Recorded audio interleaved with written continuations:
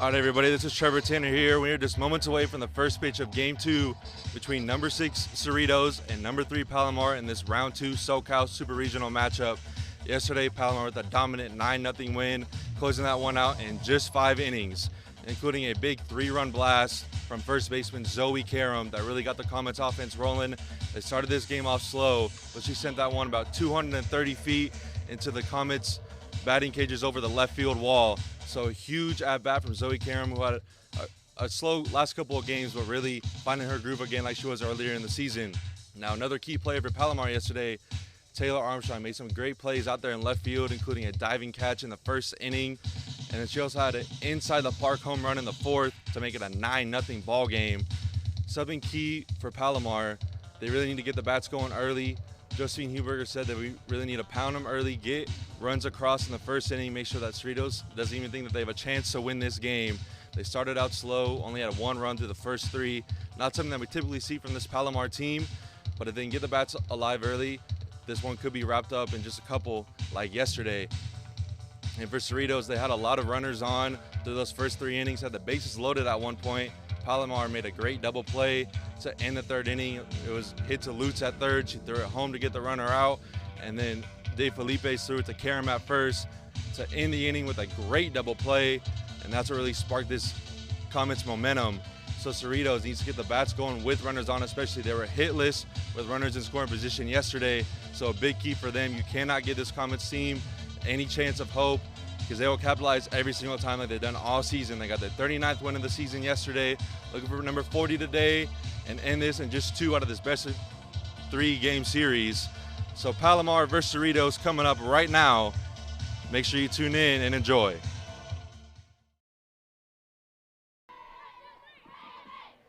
Good afternoon, ladies and gentlemen, and welcome to the new home for Palomar College softball, where today we have the California Community College Athletic Association Super Regionals, Game 2 of the Best of 3 series, featuring our 2 teams. Today's designated visiting team, the Palomar College Comets,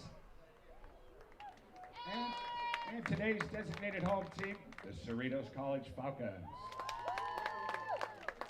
Fans, both of these teams appreciate your support today, and the 3C2A promotes good sportsmanship by student athletes, coaches, and spectators. We request your cooperation by supporting the participants and officials in a positive manner. We thank you for your cooperation. Now let's meet the starting lineups for today's ball game. First, for our designated visiting team from Palomar College, leading off for the Comets, playing third base, number 21, Brianna Lutz. Batting second and playing second base, number 11, Josephine Huberger. Batting third and playing first base, number 16, Zoe Karam. Batting fourth, the designated player, number 30, Lauren Depping. Batting fifth and playing left field, number 10, Taylor Armstrong. Batting sixth and playing right field, number 15, Alexis Huey. Batting seventh, working behind the plate, the catcher, number 17, Isabella De Filipis. Batting eighth and playing center field, number 1, Gisela Gonzalez. And batting ninth, the shortstop, number 4, Nalia Nuanez. And in the pitching circle today for the Comets, the pitcher, number 14, Nevaeh Haywood. The Comets are coached by Lacey Kraft, assisted by Megan Waholtz, Farrah Stephanie, and Mark Eldridge.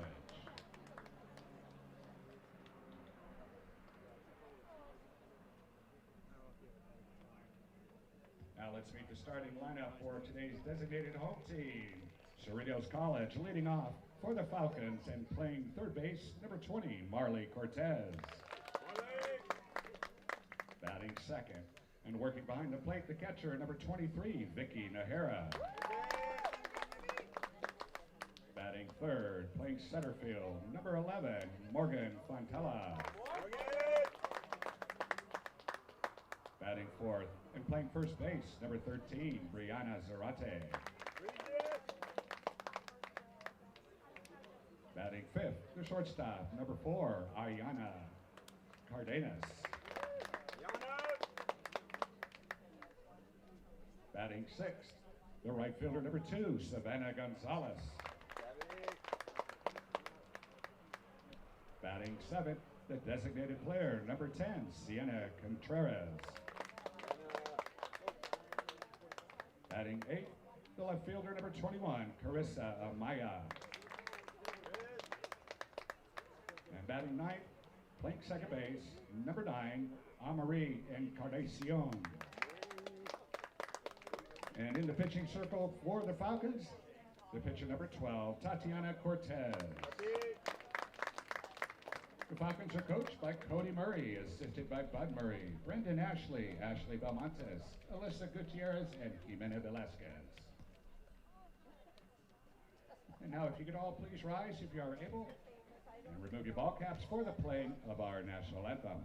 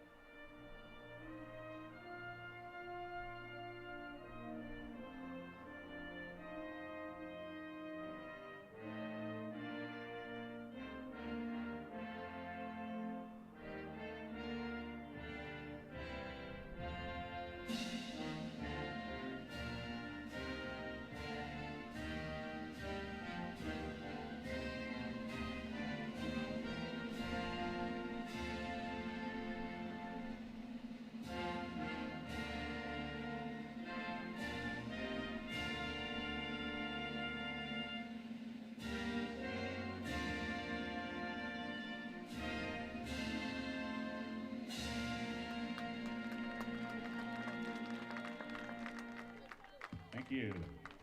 Let's play ball.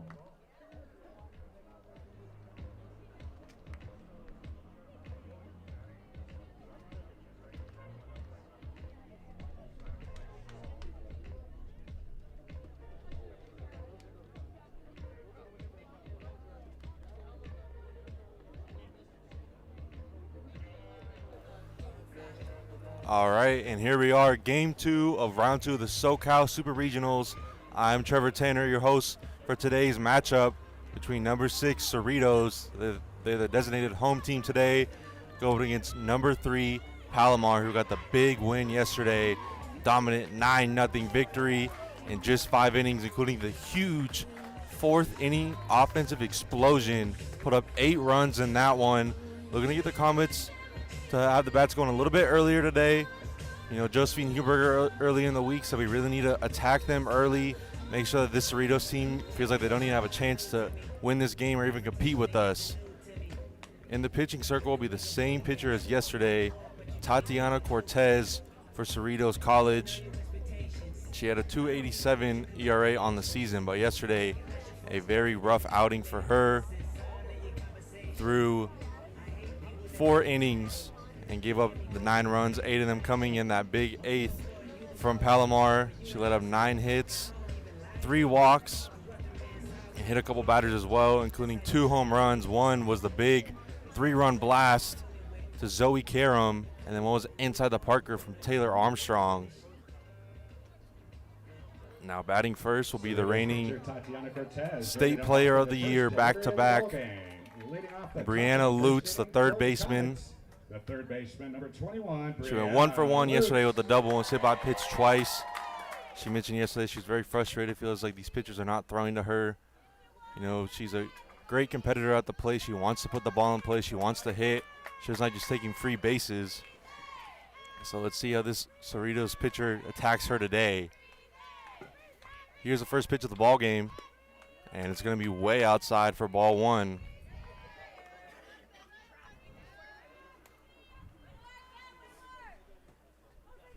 Lute's been dominant all year. Says that she really focuses on God and prayer.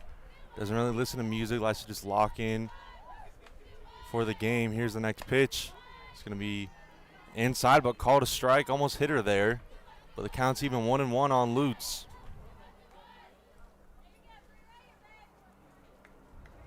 Lute's looking for a pitch to hit here. Comets want to get the leadoff hitter on. Now here's the 1-1 pitch from Cortez.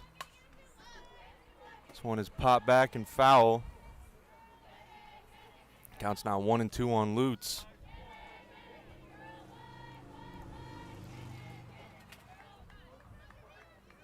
She's such a great player, batting .571 on the year, had 55 RBIs and 9 home runs. Now here's the 1-2 pitch. That was going to be high. Counts even on 2-2 on Lute's.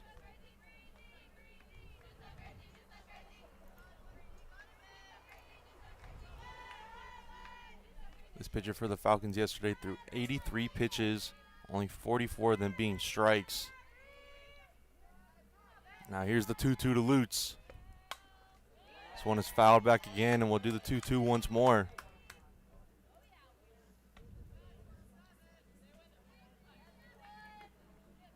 Lute's a sophomore for this team, potentially her last home game on this field for Palomar if they can clinch the win here in Game 2. Cerritos looking to force a Game 3 later today. Now here's the 2-2 to Lute's. This one hit well in the right field, but it's going to be caught for the first out of the inning.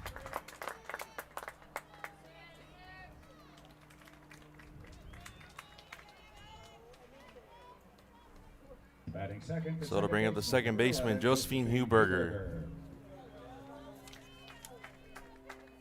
Huberger had a good game yesterday. A 2 RBI double in that big 4th inning for Palomar. Scored in that one as well. Now here's the pitch. It's going to be high for ball 1. I was talking to her yesterday. She was frustrated with how she was at the plate. She said today she's looking to go 3 for 3, batting 1,000 today. Really help her team out. She's been a great player for the Comets all year. Here's the 1-0 pitch. This one is popped up into center field and caught for out number 2. So 2 quick outs for Cerritos.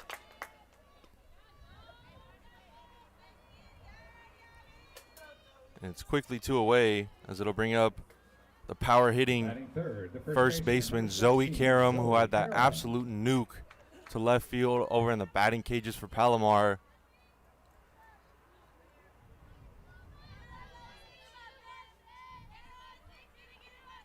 And here comes the first pitch to Karam.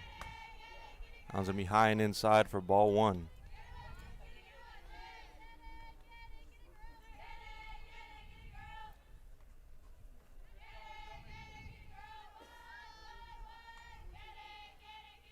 Karam, a great hitter at the plate. What could you do here in the 1-0? Off-speed action that time. Misses low. Counts now 2-0 on Karam.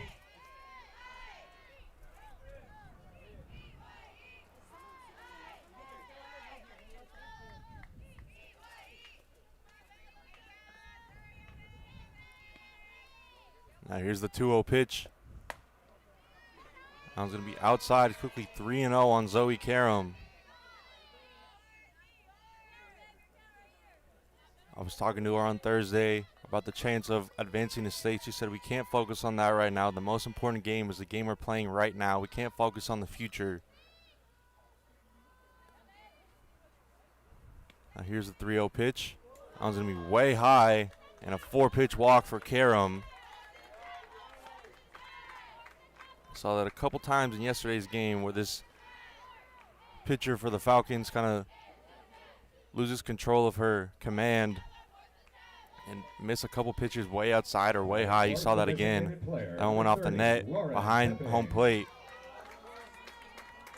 It's going to bring in the designated player, Lauren Depping. She had a great year.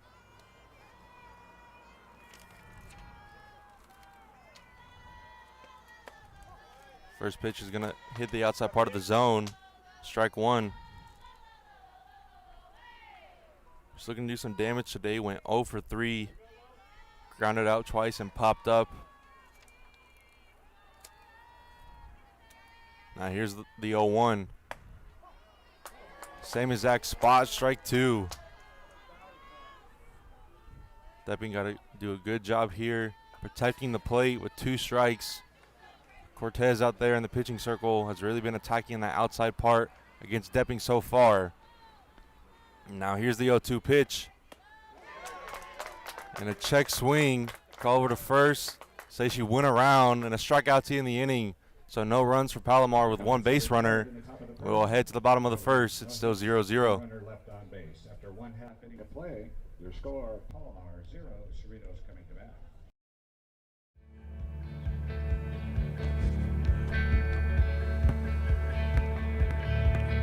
Ooh, we can see so clear. Ooh, we can see so clear.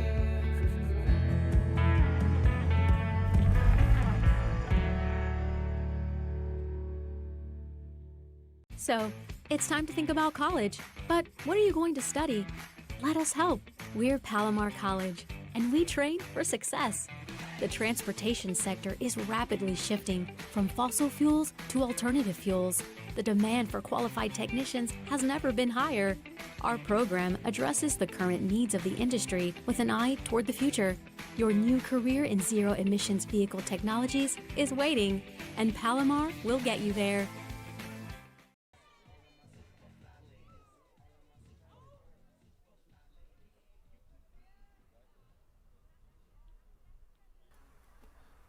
All right, we're back here in the bottom of the first, still a tie ball game. Palomar pitcher Nevaeh Haywood ready to offer. And in the pitching circle again for Palomar today is Nevaeh Haywood. Had a good outing yesterday. 4 innings pitched, only let up 3 hits and 1 walk, had a strikeout. She struggled a little bit with her control, hit 4 batters. Here's the first pitch, and it's in there for a first pitch strike.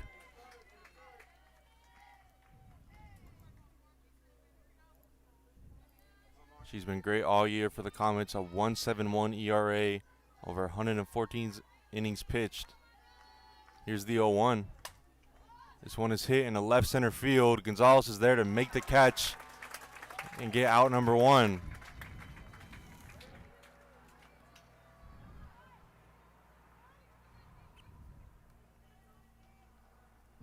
This Comet defense was phenomenal yesterday. Saw Taylor Armstrong make some highlight reel catches out there in left field. And then in the bottom of the third, Cerritos had the bases loaded, only 1 away. And a chopper was hit to Lutz. She was able to double him up with a throw to home and then to first to end the inning, get the Comets out of the big jam. That's what really got this Comet team going.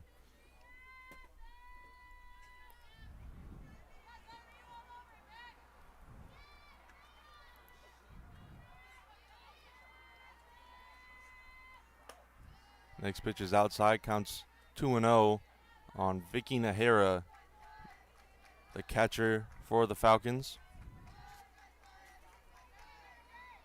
She went 1 for 2 yesterday with a single, a walk, and a flyout. Here's the 2-0 pitch. This one is popped back and out of play. It'll be strike 1. Nahara's hitting .259 in the year with 26 RBIs.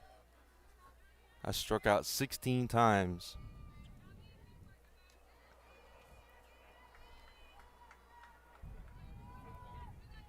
Here's the 2-1. That one's in there. Counts even now, 2-2.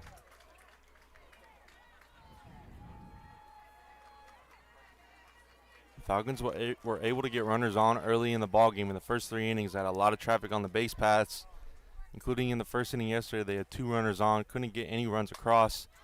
As this one is popped up in the infield, Nuanez calls it, and that is out number 2. So quickly 2 away.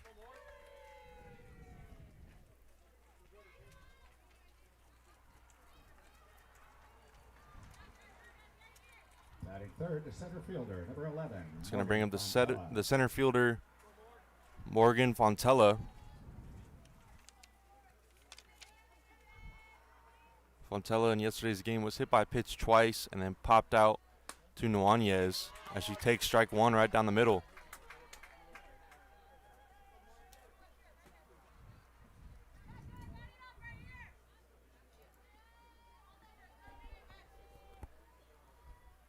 Count is 0-1 on Fontella. Here's the pitch. Big swing and a miss. Great off speed from Haywood. She does that so well. She does a great job changing her speed and her pitches. Great job changing the eye level of the batter there. Counts now 0-2 on Fontella. Here's the 0-2 pitch from Haywood. That one just misses the outside part of the plate for ball one.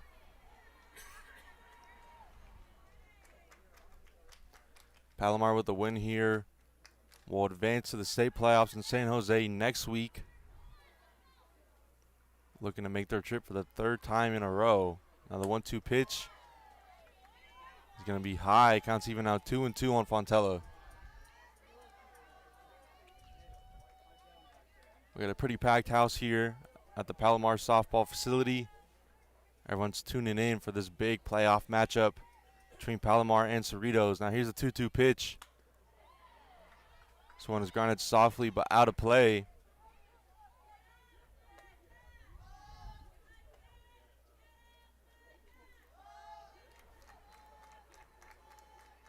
Quick look over at the Palomar baseball team, who's in game 2 against Riverside. They got the big win yesterday, 8-1. It's currently 2-2 in the bottom of the 5th.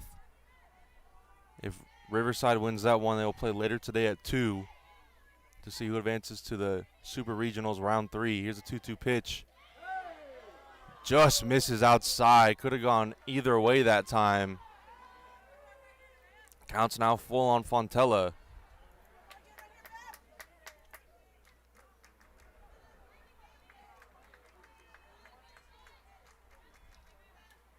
Here's the 3-2 pitch. Big swing and a miss. Strike 3.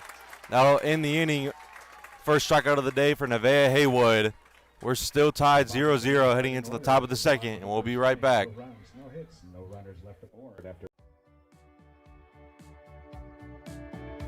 Are you interested in how language and communication can help shed light on global issues, struggles, and stories?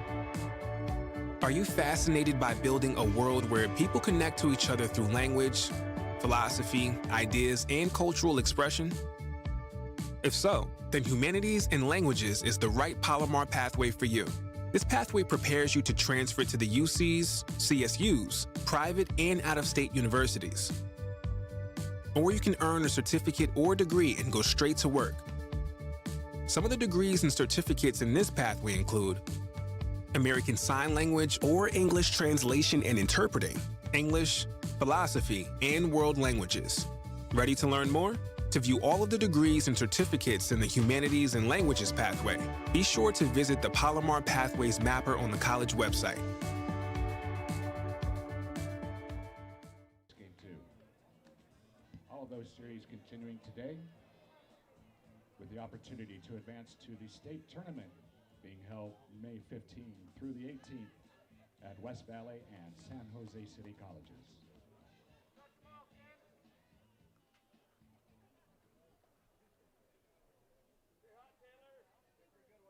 Leading off the top of the second inning for the Comets, batting 5th in the order, the left fielder. We're back now here in the top of the second, and leading it off will be the left fielder, Taylor Armstrong.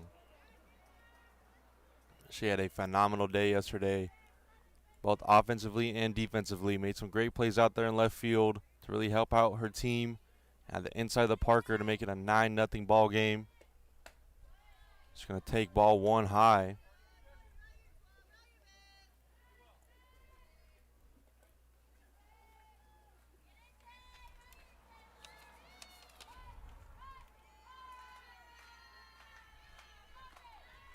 Here's the 1-0. This one is hitting to left field, and it's going to go foul. That one looked extremely similar to where she hit it yesterday for that inside the Parker. That took a weird bounce out there in left field. Got all the way into the corner. She was able to score.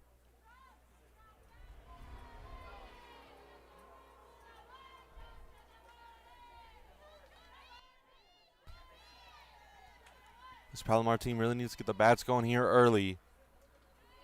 Now here's the 1-1 pitch to Armstrong. Lays down a bunt, but it goes foul. It's now 1-2 on Taylor Armstrong.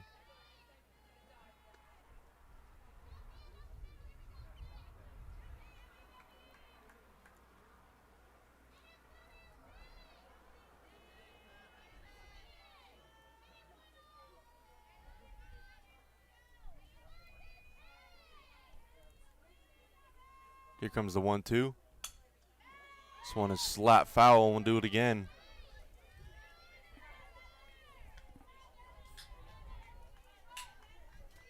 So the winner of this series will advance to San Jose for the state playoffs, where they'll take the top 4 teams from the Northern California bracket and then the top 4 teams from the SoCal bracket. They'll reseed and play May 15th through the 18th next weekend. Counts even now 2-2 on Armstrong.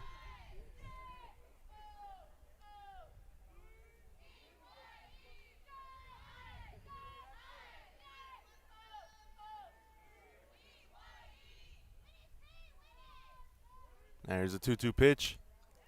This one is fouled back, and we'll do it again.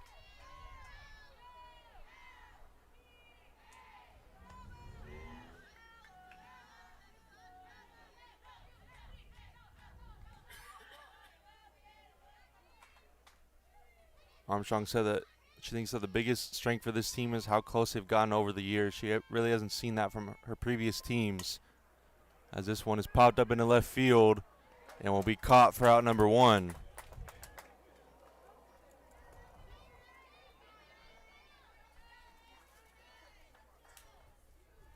It's going to bring up the right fielder, Alexis Huey. Batting 6, the right fielder, number 15, Alexis Huey.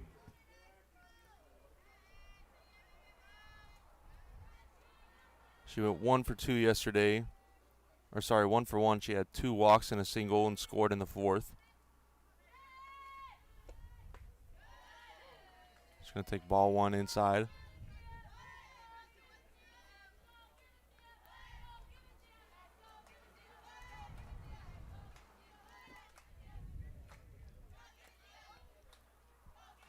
Counts 1-0 on Huey, and here's the pitch. This one is popped up into the infield, and catcher almost made the diving play in foul territory. But it'll be 1-1 on Huey now.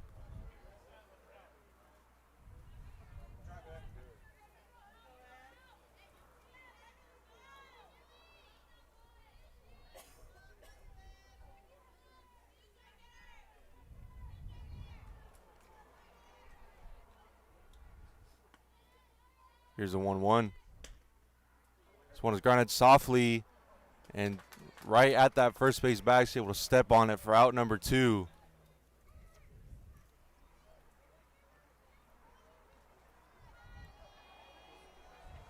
So this game so far is looking pretty close to the one yesterday. Palomar getting off to a slow start on the offensive side. Batting 7th, the catcher, number 17, Isabella De Felipe's. Just going to bring up the catcher, Isabella De Felipe. She had a big round 1 that Friday game against College of the Canyons. She had a home run. Now here's the first pitch. It's going to be low and in the dirt for ball 1. It was really the bottom of that order in round 1 that helped this Comet team advance to this weekend. We saw De Felipe's and Gonzalez hit home runs in game 1 last weekend. As this one hit into left field and caught. So 1-2-3 goes Palomar. We're still scoreless heading into the bottom of the second. So, it's time to think about college. But what are you going to study? Let us help. We're Palomar College, and we train for success. How about air conditioning and refrigeration? Experienced tradespeople are retiring, and equipment is becoming more sophisticated. So there's a tremendous need for entry-level heating and air conditioning technicians. Get your hands on the latest HVAC units in our state-of-the-art lab. Let our experienced staff break down the technical knowledge. Their training will give you everything you need to thrive in this exciting industry. In as little as one semester, you can go from beginner to employment ready. We receive numerous requests each semester from local companies looking to hire students. So start your career with one of the highest paying specialties in the service industry. Your new career is waiting, and Palomar will get you there.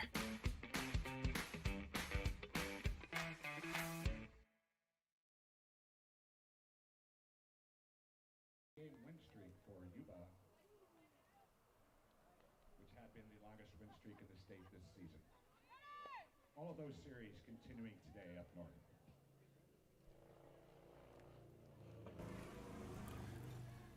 And we're back now in the bottom of the second, still scoreless. Quick shout out to some people in the live stream chat. We got the Lutz family from Brawley, California. Looks like the Haywood family as well. I was talking to Brandon Lutz's dad after the game yesterday. He said we have some fans out in Tennessee, Florida, and Boston. So thank you all for tuning in. We had no idea we had fans all the way out there. So really appreciate you guys tuning into these streams. First pitch is low for ball one.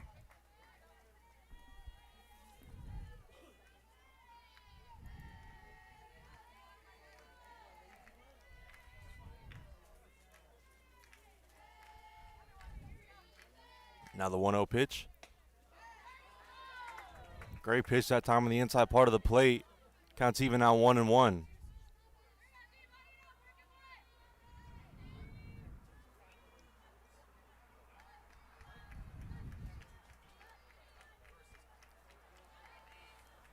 Now the 1-1 pitch.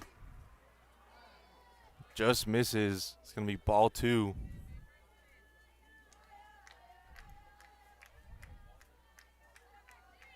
Up to the plate for the Falcons is Brianna Zarate, the first baseman.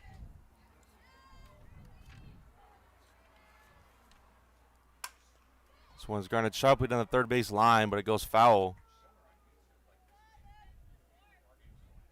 In the game yesterday, she went 0 for 3 with 3 flyouts.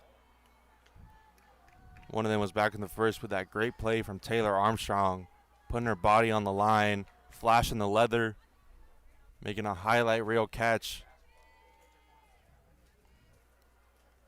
Now the 2-2. Grounded softly to Lutz. She fields it cleanly and gets the first out of the inning.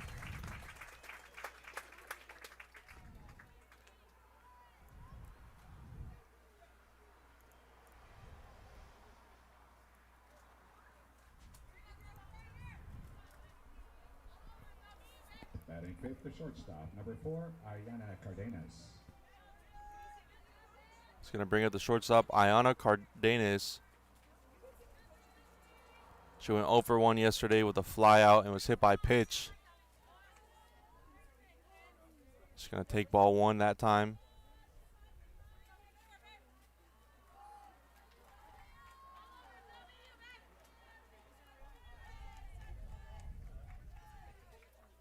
Now here's the 1-0 from Haywood. Good off-speed pitch that time for Nevaeh Haywood for strike one. She was saying earlier in the week she needs to focus on spinning her pitches and keep control. Not get down on herself when she's down on the count. Trust her team behind her. As here's the 1-1. Catches the inside part of the plate for strike two.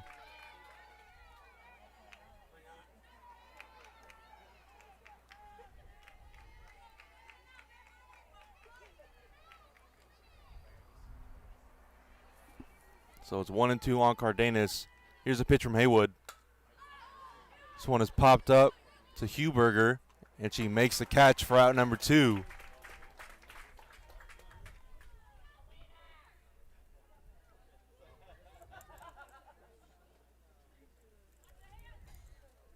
Batting sixth, the right fielder, number 2, Savannah Gonzalez. It's going to bring up the right fielder, Savannah Gonzalez, who went 1 for 2 yesterday with a single and had that double play to end the third when they had the bases loaded with only one away. A great play from Lutz and Felipe's to throw it to Karam to get the double play, get Haywood out of the big jam there. Could have been a much different story in game one, but this Comet defense has been elite all year. Now the 0-1 pitch. Going to be just low and inside. Counts even now 1-1 on Gonzalez.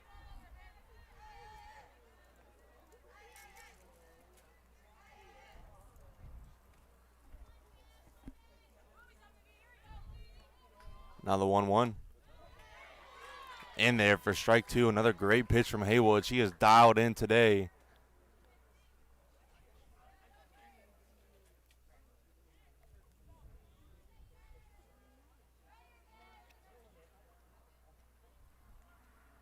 Now the 1-2 pitch from Haywood. This one is popped up. Shallow right field. And it's caught. So the Falcons go down in order once again. We're still scoreless as we head to the top of the third, and I'll be right back. Are you interested in a career in the global marketplace where you can own your own business or become a manager leading a business team? Do you want to use your creativity in advertising, marketing, and social media? Would you like to apply your skills in supply chain and logistics or manage budgets in accounting and finance? If so, then business is the right Palomar pathway for you. This pathway prepares you to transfer to the UCs, CSUs, private and out-of-state universities. Or you can earn a certificate or degree and go straight to work. Some of the degrees and certificates in this pathway include accounting, business administration, business management, management information systems, and real estate. Ready to learn more? To view all of the degrees and certificates in the business pathway, be sure to visit the Palomar Pathways Mapper on the college website.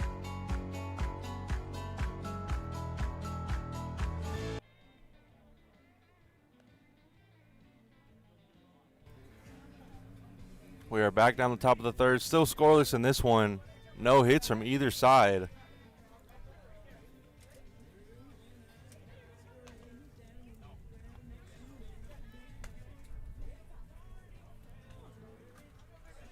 And it'll now be the 8-hole hitter for the Comets. Comets will have 8-9-1 due up in this inning. It'll be Giselle Gonzalez. Had a great game yesterday. Went 2 for 3. Had a big RBI double to really get this offense going in the bottom of the fourth. She made it a 3-0 ball game. And that really sparked the momentum for this Comets team. Let's see if she can get the first hit of the game for either side. She's been really clutch in these 2 playoff series. Had the home run in game 1 against College of the Canyons last round. Had the big double yesterday. Now here's the first pitch. This one is grounded sharply down the third base line, but it goes foul. Just a tad early on that pitch.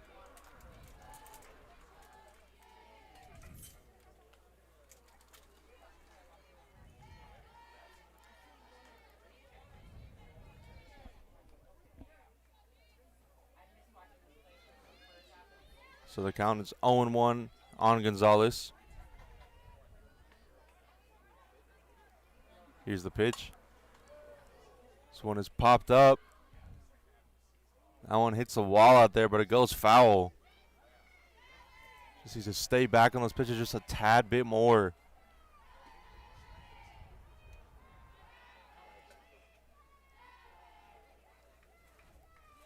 She was mentioning on Thursday that she needs to get out of her own head, get rid of her personal negativity. She said sometimes she can get down on herself, and she sees it at the plate. But if she can get out of her own head, she's done a great job here in these 2 playoff series. Driving in some runs for the Comets at big situations.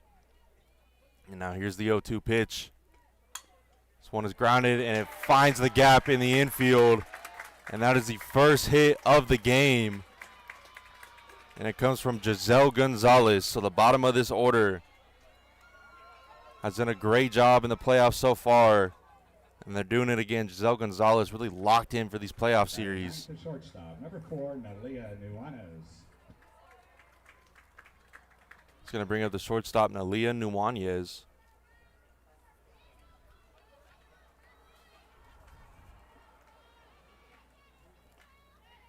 Here's the pitch. She's going to lay down a good bunt. Pitcher fields it, throws it to first, and gets Nuanez out. So Gonzalez takes second from the sacrifice bunt. And now Coach Kraft will come out and question the call.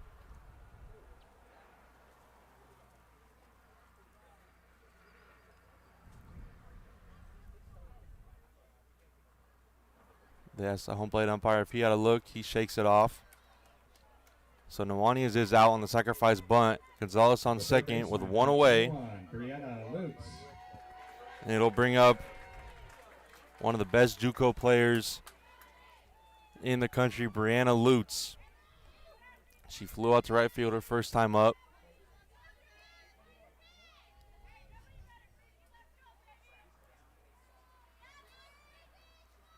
Here comes the first pitch to Lutz. This one is popped back and foul for strike one. Lutz says that player that she looks up to is Shohei Ohtani. She watched him on the Angels and now on the Dodgers. Says she really likes how he bats left-handed and throws right just like her. So she tries to model her game after him. Clearly does a great job. Batting way north of 500. Had 9 home runs. Now here's the 0-1. This one is ripped into center field. Gets over the glove. Gonzalez heading home. Lutz not stopping. She's heading for third. She's going to slide in safely and gets the first run of the ball game for Palomar. They take a 1-0 lead of a huge RBI triple from Brianna Lutz. That's exactly what she was looking for there. Her big spark in this Comet offense. And Palomar taking a 1-0 lead here in the top of the third. The second baseman, number 11, Josephine Huberger. We're bringing the second baseman, Josephine Huberger, who flew out to center field her first time up. She's going to lay down a bunt, but it's going to go foul. Strike one.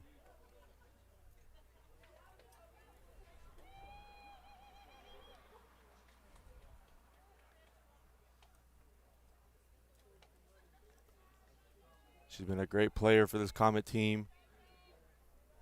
I was talking with her mom yesterday after the game. She was saying that they have family members out in Northern California, Klamath, and they have TVs in some establishments watching the streams. This one is line to the shortstop, and throwing to first is in time for out number 2. But thank you guys all the way in Klamath for watching the stream. She says there's about 300 people in there all tuning in, and they love the streams. So thank you guys so much. We were unaware that people all the way up there are watching us, but we really appreciate it. So there's 2 away in the inning as it brings up Zoe Karam, who walked her first time up.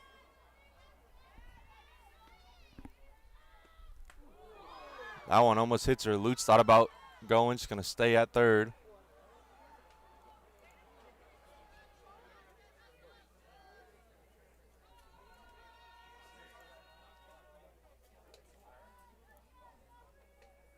See what this Palomar offense can do after the big triple from Lutz.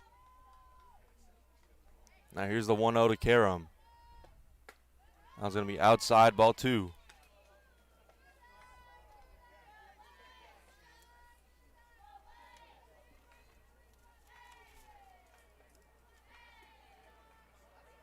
Karam in the game yesterday went 2 for 2 with a walk, a single, and that 3-run blast in the 4th. Next pitch is high, ball 3.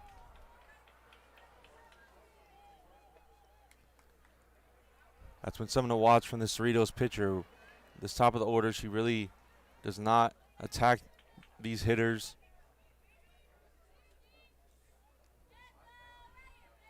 The catcher for Cerritos is asking for the call again from the Falcons dugout. Now here's the 3-0. That one is in there for strike one. Not a pitch you want to swing out there in the 3-0 count. That one was high and inside.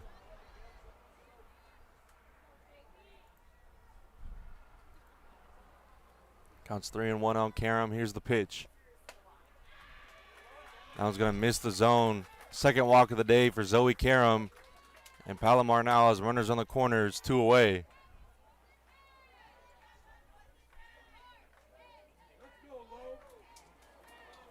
The designated player, number 30, Lauren Depping. It's going to bring up the designated player, Lauren Depping. She struck out her first time up. But she's been phenomenal all year. batting .505, had 7 home runs, driven in 40. Now here's the first pitch.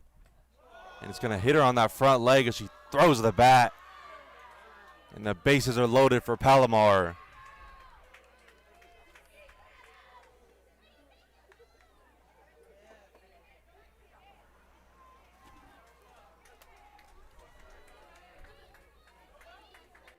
The left fielder, number 10. So the bases are now loaded for one of the key players from yesterday's game, Taylor Armstrong. She flew out to left her first time up. Comets of the bases loaded, 2 away. Here in the top of the third, here's the pitch. That's going to be inside for ball 1.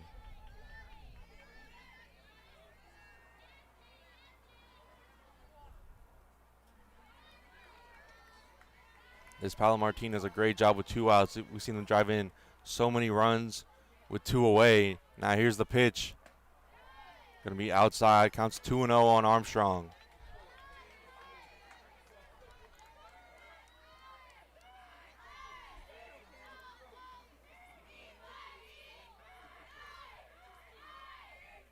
Count is 2-0 on Armstrong, and here's the pitch from Cortez. That one is in there for strike 1.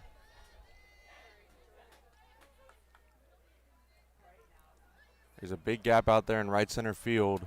That right fielder playing almost directly behind the first baseman. Let's see if Armstrong can drive some into that right center field gap and score a couple of runs for Palomar. Here's the 2-1. This one is grounded hard to the second baseman. Looks at second but throws to first just in time for the third out of the inning. But the Comets get one off of Brianna Lute's RBI triple. And we will be right back for the bottom of the third. 2 base hits. There were 3 runners left on base. Are you interested in a career protecting people and working with the public during times of crisis? Or do you want to work in a medical setting and help people recover from accidents or illnesses and live a healthy and fulfilling life? If so, then Health and Public Service is the right Palomar pathway for you. This pathway prepares you to transfer to the UCs, CSUs, private and out-of-state universities. Or you can earn a certificate or degree and go straight to work.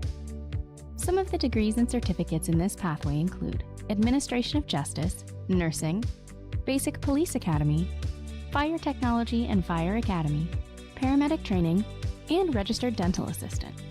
Ready to learn more? To view all of the degrees and certificates in the Health and Public Service pathway, be sure to visit the Palomar Pathways Mapper on the college website.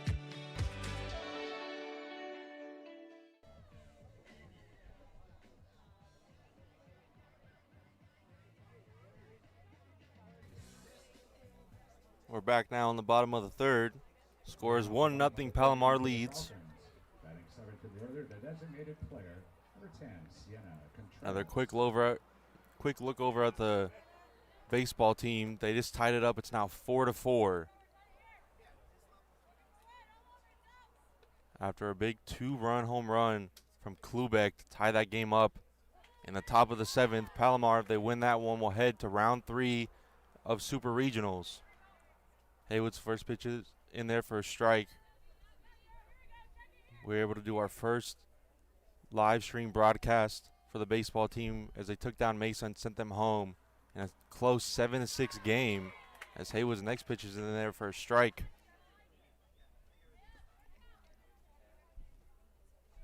Counts now 0-2 on Contreras. Batting .278 on the year. And that one is in there for a strikeout. What a pitch from Haywood. 3-pitch strikeout, her second of the day. Quickly, 1 away. Batting 8th, the left fielder, number 21, Carissa Amaya.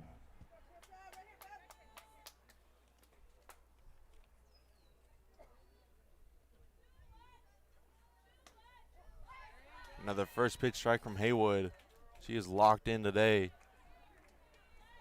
As it brings up the designated player for the Falcons, Carissa Amaya, batting just .222 on the year.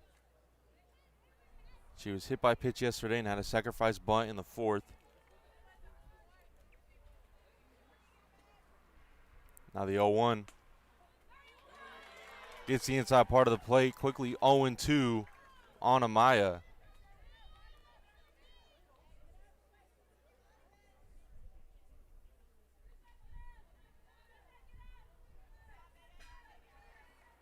Now the 0-2 from Haywood. This one is grounded to Nuanez. Bobbles it. Throws to first. Not in time. That was a tough play for Nuanez that time. Had to try to make the play on the short hop. But Amaya is on there, and the first runner on base for Cerritos. Batting ninth, the second baseman, number 9, Amari Encarnacion.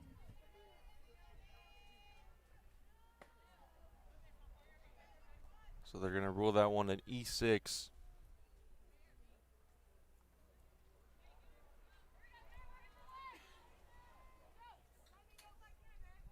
So to bring in the second baseman, Amari Encarnacion. Batting .361 on the year. She takes ball too high. She struck out looking yesterday and lined out to Huberger at second.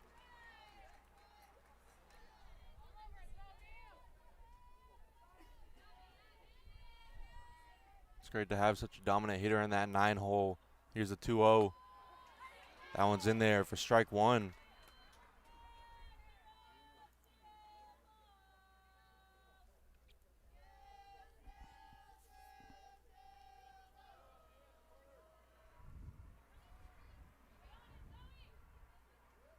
Now the 2-1 pitch from Haywood. In there for a strike, getting that outside corner.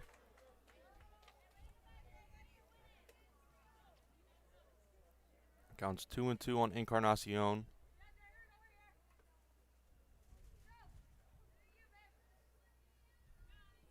And here's the 2-2 pitch from Haywood. Just misses, count is now full.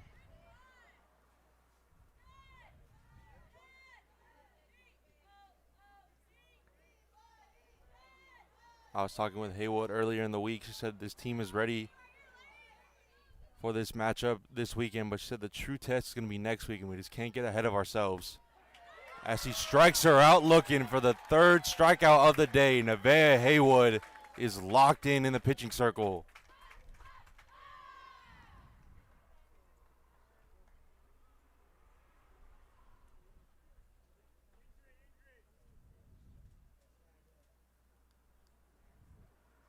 Now a timeout will be called as Lacey Kraft will come talk with her catcher, Isabella De Felipes.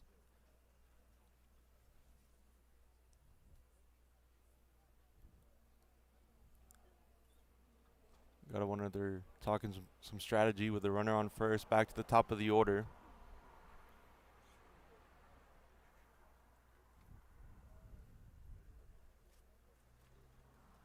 Haywood's done a great job so far, throwing just 39 pitches. Has not let up a hit, has 3 strikeouts, no walks.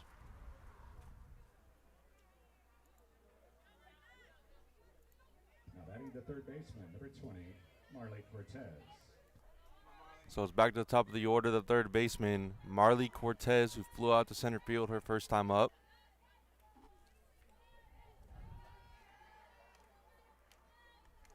Here's the first pitch.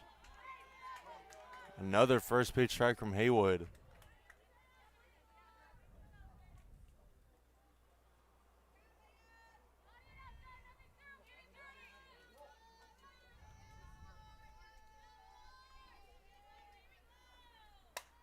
This one is lined in the right field. It's going to get down. Huey gets a throw in, but the runner from first advances to third. It's not runners on the corners, and 2 away for Cerritos. That was a great swing from Cortez. Really squared that one up, lined it into right field. The catcher, number 23, Vicky Nahara. Going to bring up the catcher, Vicky Nahara. She's 0 for 1 today with a pop out to shortstop. Here's the pitch. In there for a strike. That was just the first hit of the day for Cerritos.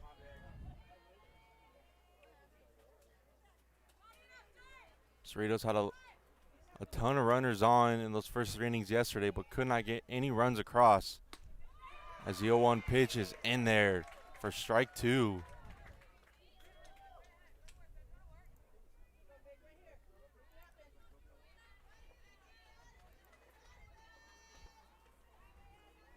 She already has 3 strikeouts on the day. Can she get number 4 here? This one has popped up in the right field. Huey there to end the inning. So the Falcons get runners on the corners but can't get any runs. Palomar still leads 1-0 as we head to the top of the 4th. One base hit. There was 1 Palomar error, 2 runners left on base. After 3 innings of play, your score remains Palomar 1, Cerritos 0.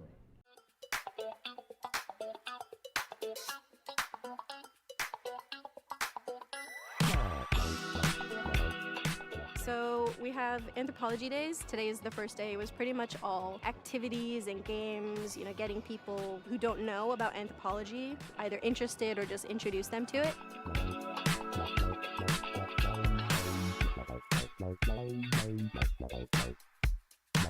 We're trying to demonstrate the different areas of anthropology and show students that we have a lot to offer and that it can be a great major for a lot of people.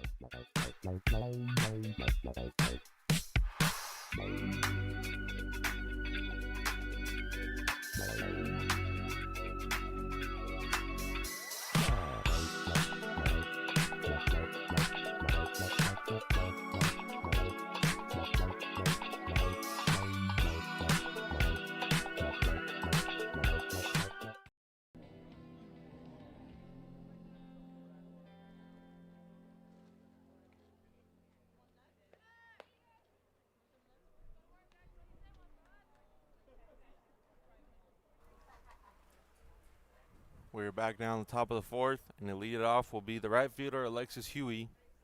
Over 1 today with a ground out to the first baseman. Right fielder, number 15, Alexis Huey.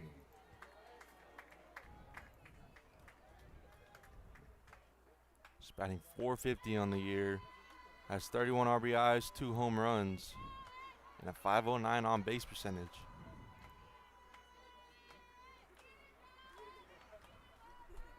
Here's the first pitch to Huey. Just going to take it down the middle for strike 1.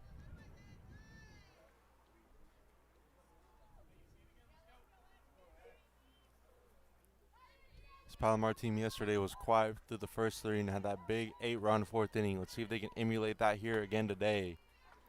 Huey takes ball 1 outside. Palomar been quiet so far, only 2 hits and 1 run. Cortez did great yesterday through 3, only let up 1 run.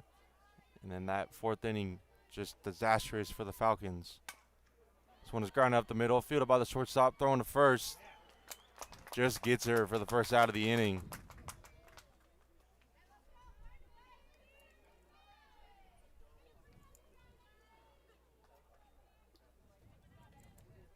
The catcher, number 17. It's going to bring up the catcher, Isabella De Felipes, who flew out to left field her first time up.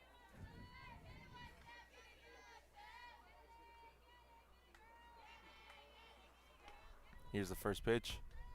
High and inside, ball 1. When I was talking with her about the chance to go to state, she said she's excited for the opportunity, and it's been helping this team push harder through the week at practice. They've had nearly a week off. Now here's the 1-0. Looks like it hit her on the foot, and she'll take first base. That's the second batter hit by Cortez.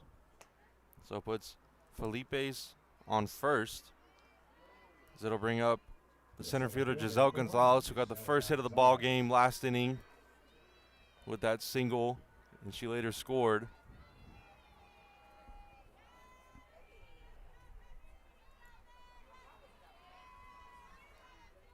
She's had a big playoff turnout so far. See if she can do it again here. Here's the first pitch. Takes strike 1 on the inside part of the plate.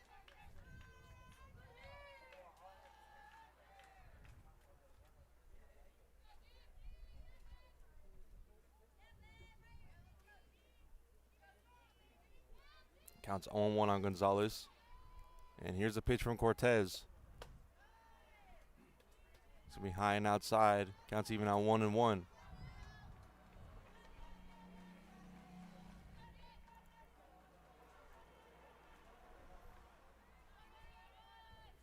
Palomar baseball still 4-4 in the bottom of the 7th against Riverside.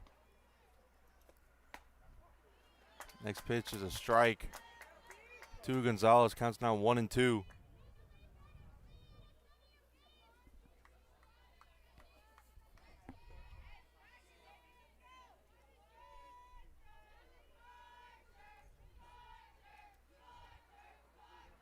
Here comes the 1-2 pitch to Gonzalez. This one is popped up. Shallow center and making a run. Now throw to first, not in time, but 2 away in the inning.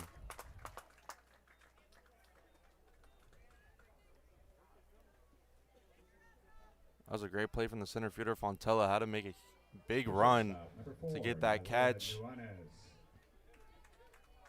As it'll bring up the shortstop, Nalia Nuanez, who had a sacrifice bunt her first time up.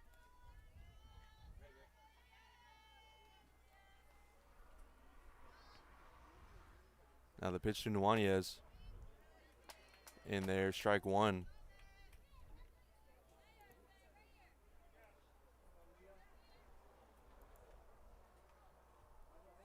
We'd like to thank everybody for tuning into this broadcast. Currently got 82 people watching. Thank you so much for tuning in, supporting this Palomar softball team. Nuanez tries to get the bunt down, but misses it. Counts now 1-1.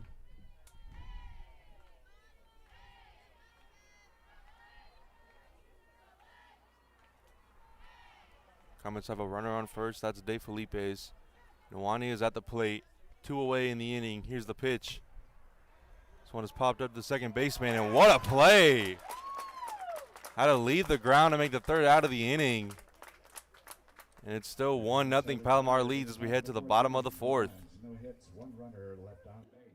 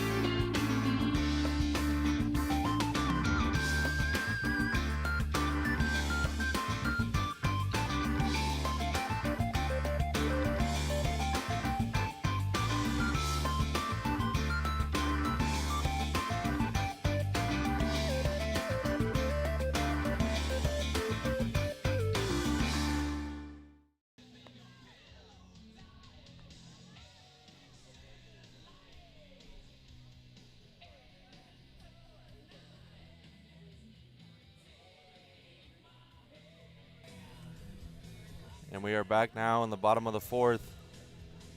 As you see that shot of the dome, we got the head coach for the women's basketball team, Lee Marshall, in the house today. They had a dominant season, ended up getting to the state playoffs. Now she's going to watch this Palomar team make it to states as well here today.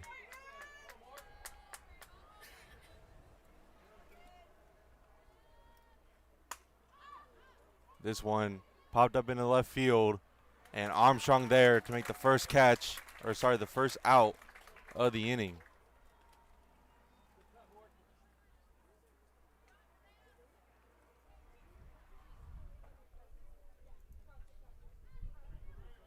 The first baseman, number 33, Isabel Casanova.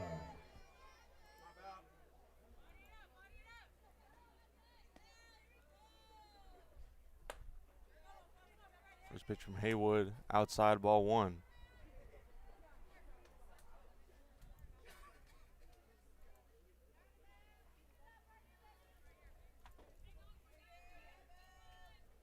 Count is 1-0. Here's the pitch. Nice off-speed action that time from Haywood. Strike 1. As there's a pinch hitter in for Cerritos, it's Isabella Casanova. batting .235, just 17 at-bats this season as she takes strike 2.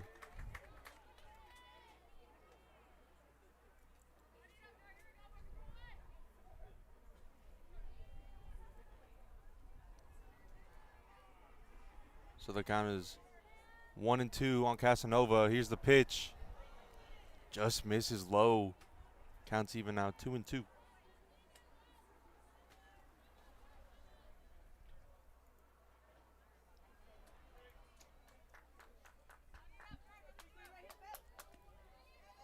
A 2-2 pitch from Haywood. Misses low.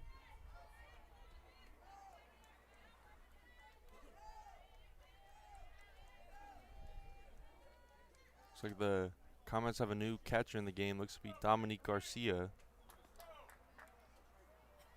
We've seen Palomar do that a few times in the playoff series where they switch catchers. As another big strikeout from Haywood there. Number 4 on the day. And the third strikeout where she gets the batter looking. The shortstop, number 4, Ayana Cardenas.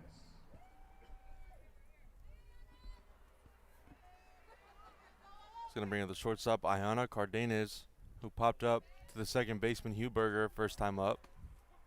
She takes strike 1.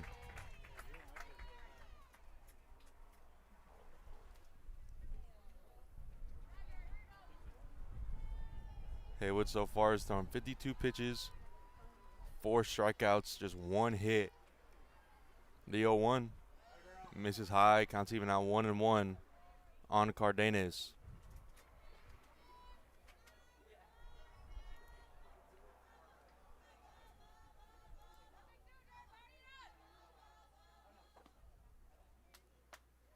Now the 1-1 pitch from Haywood. Great pitch, strike 2. Another look at Palomar baseball. Still knotted up, 4-4 in the bottom of the 7th, but Riverside is threatening with 2 on, runners on first and second, and nobody out. Now the 1-2 pitch. Popped up out of play.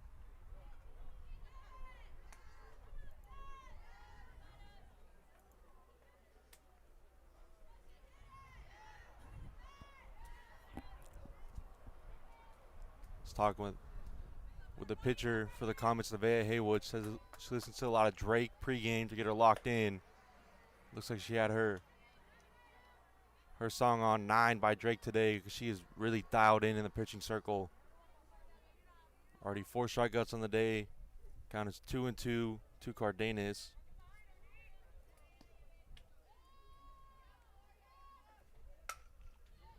This one is grounded hard, fouled on the third base line.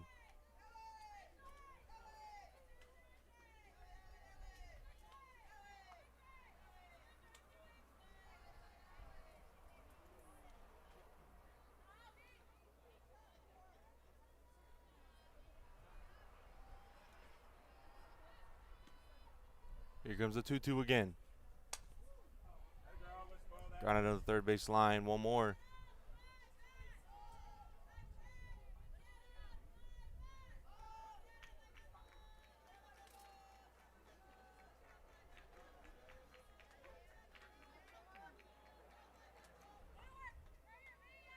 This Falcons team has only had 2 base runners so far with the single and then the error. Here's the 2-2 pitch. This one is popped back off the net. She's doing a great job at the plate. Fouled off 3 straight pitches now is Cardenas.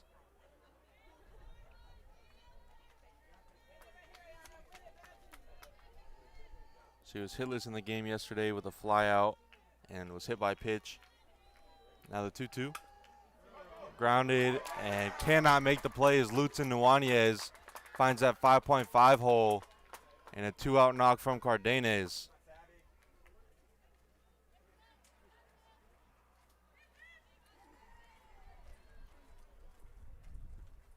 The right fielder, number 2, Savannah Gonzalez.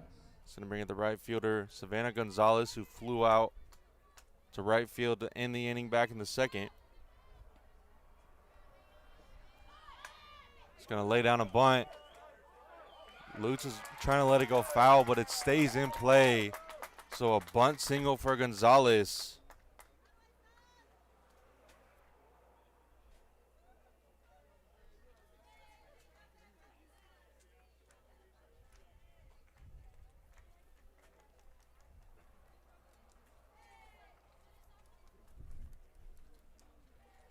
So back-to-back two-out base hits for the Falcons. Let's see if they can do anything here with runners on.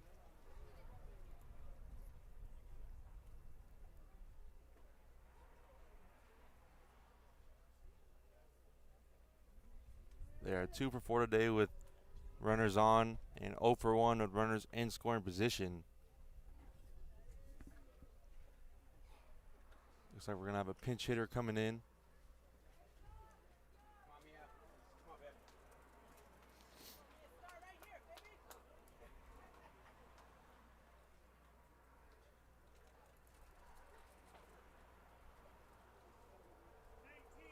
It'll be Mia Miramontes. Just her third at-bat of the season. She's 1 for 2. For the Falcons, pitch hitting for Contreras, number 19. So an interesting spot to bring someone in. A big point here in the game, bottom of the 4th. Just a one-run ball game. You're bringing up a hitter who's just getting up to the plate for the 3rd time this season. Contreras was going to be the batter, but she struck out looking her first time up. This one is hit well into center field, but Gonzalez is there to end the inning. So the score is still 1-0. Palomar leads. We will head to the top of the 5th. The Falcons are retired in the bottom of the 4th inning. Hi, welcome to Palomar. We are so excited to welcome you back for the fall 2024 semester. Go Comets!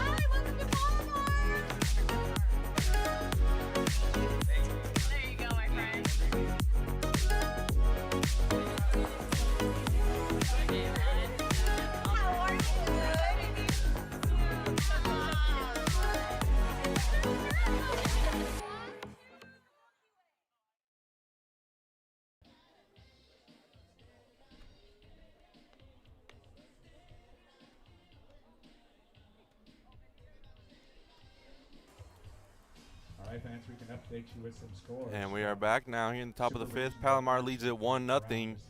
The top of the order, 1, 2, 3 due up in this inning. Orange Coast and number 9 seed Fullerton all tied up at 5-5 in the bottom of the 3rd.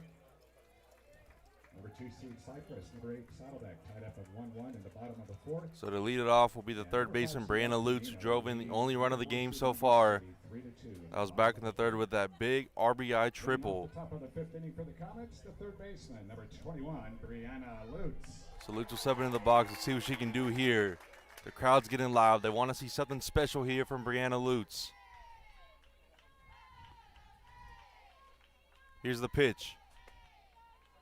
That one's going to be inside, ball 1.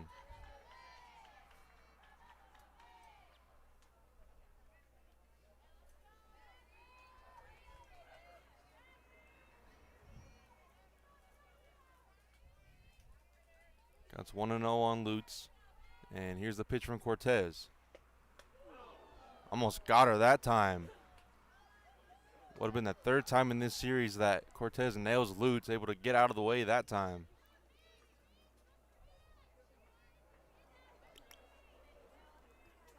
Lutz got banged up in the game yesterday. Was hit by a pitch twice off her backside. And she was diving back into 3rd and got cleated. That's why she's wearing that tape. And she's going to get nailed again off the ankle. She throws the bat frustrated, as she should. The 3rd time she's been hit in this series, and she'll walk that one off.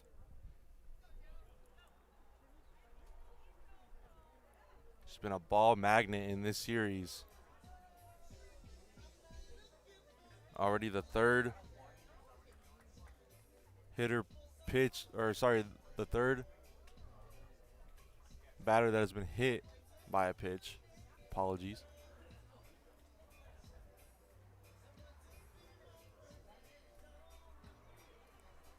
So Cerritos takes a quick timeout as Palomar has a runner on first with Lutz, and it brings up the second baseman, Josephine Huberger. She's over 2 today, but looking to have a big 5th inning here.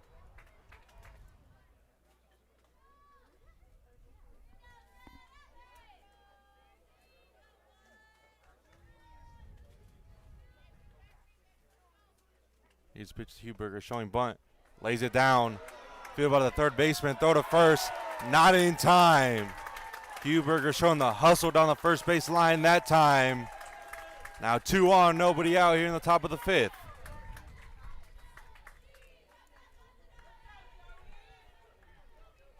Just the third hit of the game for Palomar, but let's see if they can get it rolling. First baseman, number 16, Zoe Cara.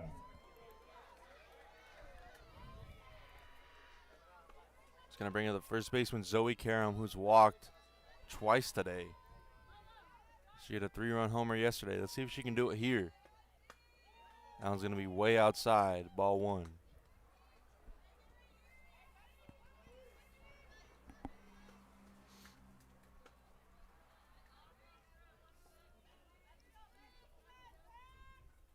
Karam, a great hitter at the plate. Had a great game 1 yesterday. Here's the 1-0 pitch. High and outside, ball 2.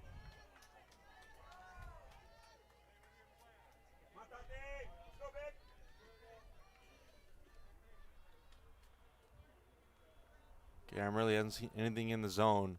11 pitches so far, just 1 strike, and that one was high and inside. So counts 2-0. This one has popped up into left field. And what a snow cone catch that time to get the first out of the inning.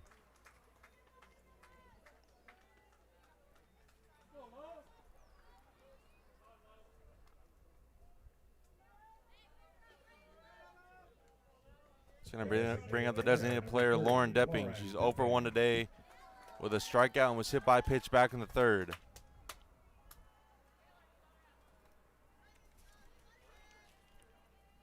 She was 0 for 3 yesterday. Let's see if she can get her first hit of this series right here and driving a couple runs. High and outside, ball 1.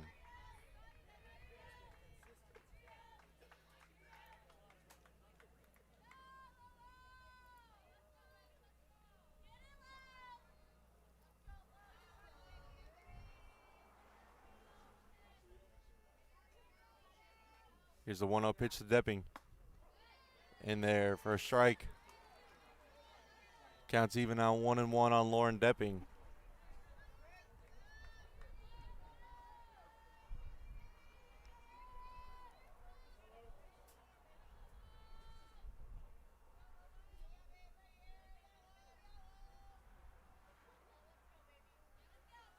Now the 1-1 pitch to Depping. Thought about swinging at that one high. Called no swing. Good call there. Not sure what the catcher saw that time. That was clearly held back. So it's now 2-1 on Lauren Depping.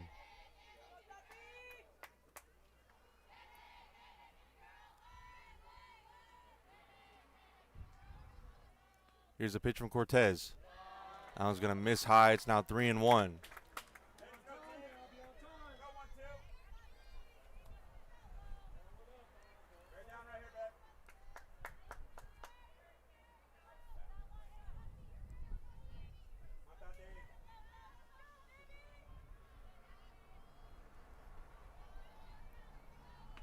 Here comes the 3-1 pitch to Depping. This one is fouled back. Counts now full.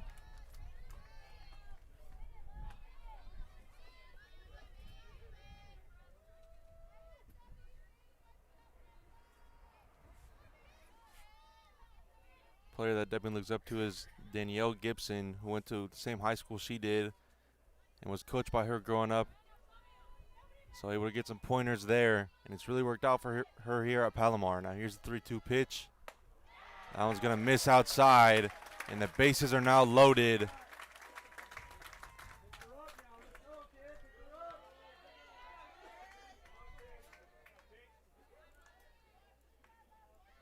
So the third walk of the day from Cortez. Looks like Palomar is going to bring in a pinch runner for Depping.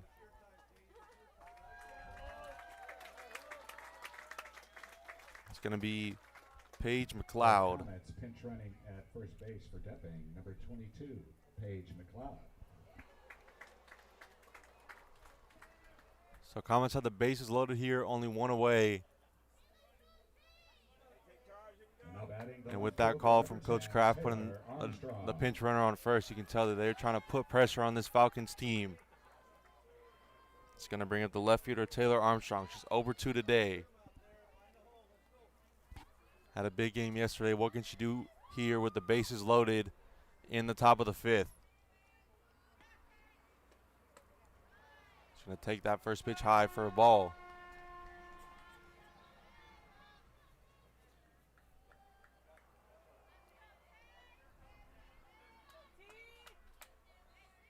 Big gap over there in right center field. Left fielder playing a little bit more right. The 1-0. High and inside. Ball 2.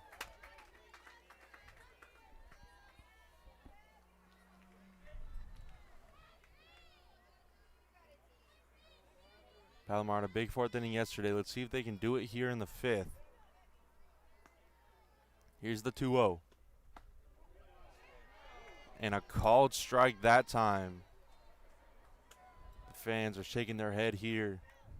Don't like that call. Counts 2-1 on Armstrong. And here's the pitch. This one is popped up. Shallow right field. And caught. Lutz thought about tagging, but a great throw from right field to hold her at third.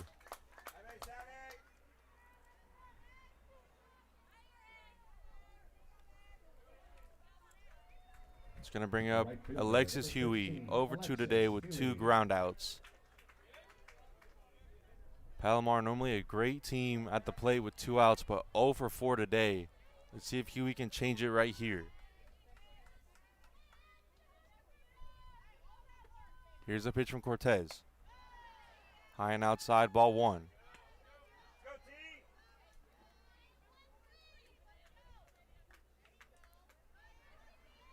Last week talking with the coaches, they said this might be the best offense they have seen in all 47 seasons of Palomar. Let's see if they can prove them right here on the top of the 5th. The 1-0.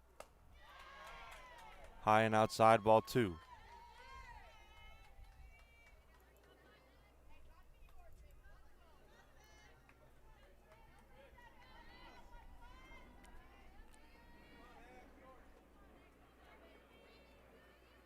So the bases are loaded, 2 away. Huey at the plate. Palomar leads at 1-0. Here's the pitch. And a called strike inside that time. Count is now 2-1 on Huey.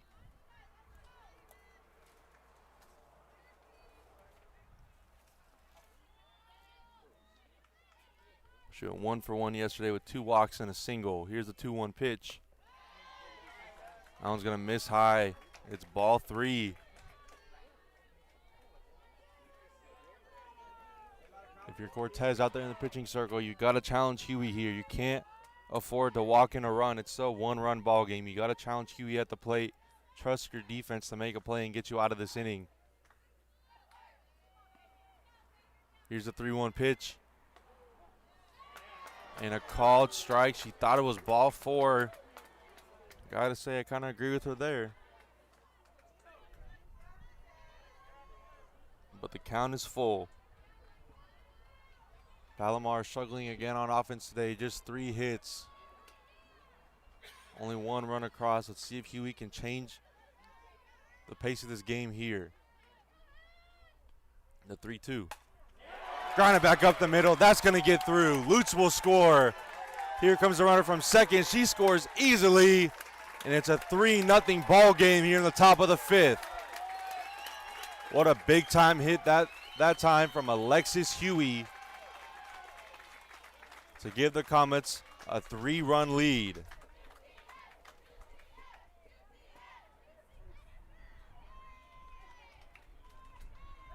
catcher, number 2, Dominique Garcia. So Lutz and Huberger score on the 2 RBI single from Alexis Huey.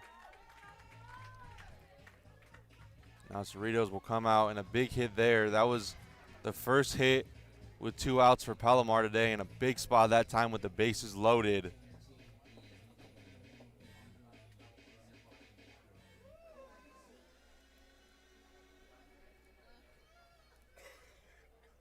So it's going to be a runner on first and second with 2 away. Give you a quick update from Bob Betterfield on the north end of campus. Top of the 9th inning, Palomar baseball, 5, Riverside 4.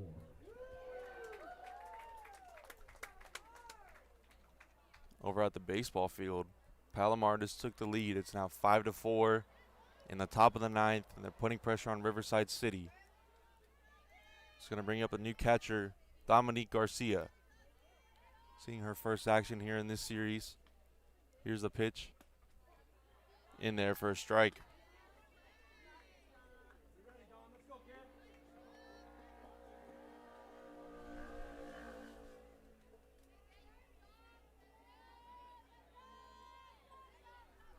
Count is 0-1 on Garcia. Here's the pitch. Misses high. Counts even now 1-1.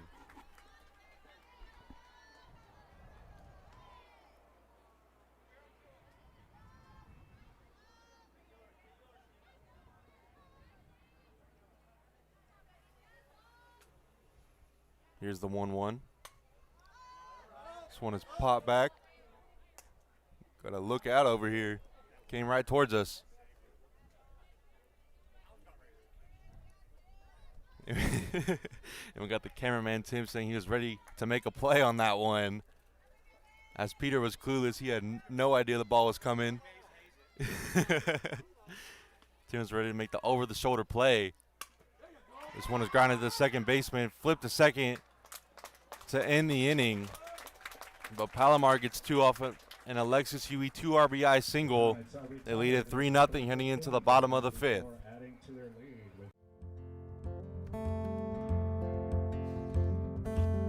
Woke up this morning with the sunrise in my eyes. Just like a new day, a breath of fresh air in my life.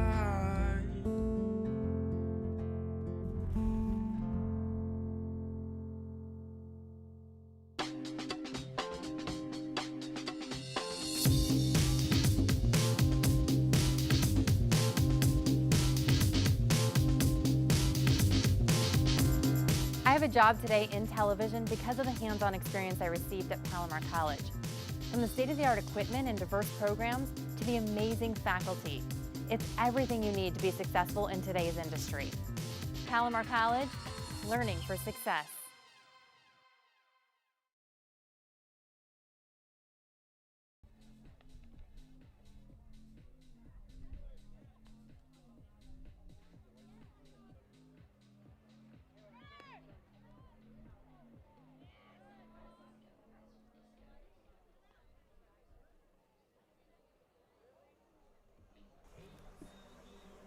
We are back now in the bottom of the 5th.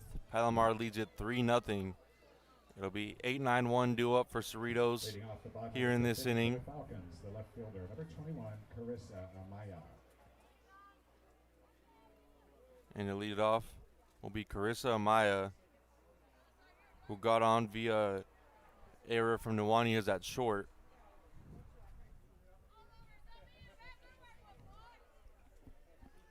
Haywood's back out there for a 5th inning of work. And another first pitch strike from Nevaeh Haywood.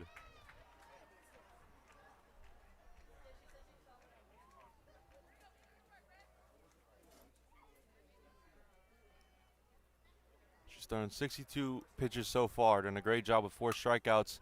This one lined foul down the left field line. Amaya just early on that pitch, got to sit back. Falcons have just 3 hits so far. Here's the 0-2. And it hits the knob of her bat. to foul it off.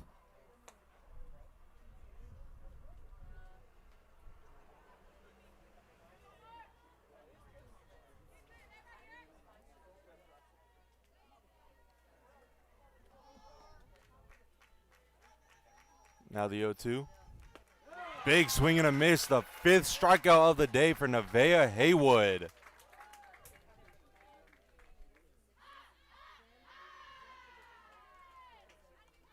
The second baseman, number 9, Amari Encarnacion. Nevaeh Haywood have a day. She's averaging just 5.5 strikeouts through 7 innings. Already has 5 today. First pitch is outside, ball 1.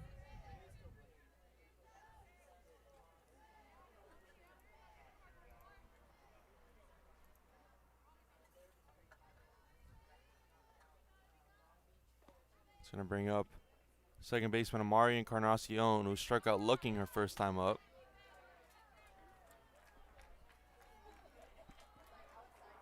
Counts 2-0 on Encarnacion.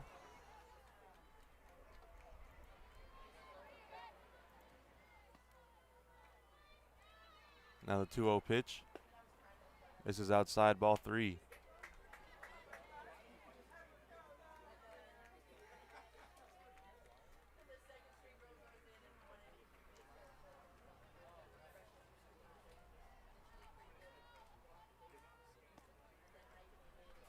Pitch to Encarnacion. She takes ball 4. The first walk of the day from Haywood.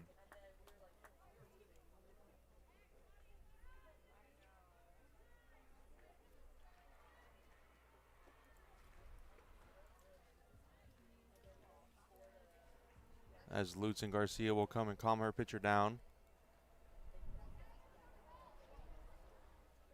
The third baseman, number 20, Marley Cortez.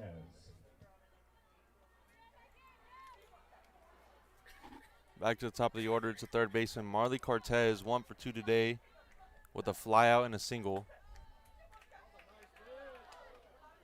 First pitch misses outside, ball 1.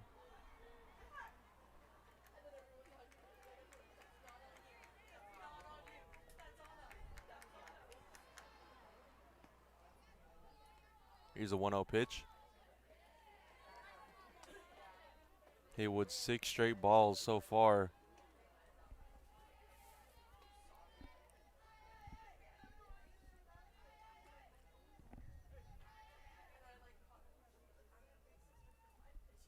Timeout called from the Palomar dugout, as Mark Eldridge will come out there and talk to his infield.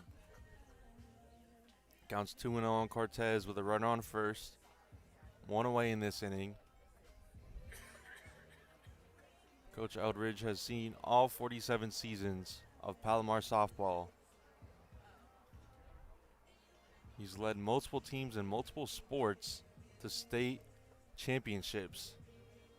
If I remember correctly, hearing from the PA announcer here at Palomar, I believe it was football, softball, golf, and track.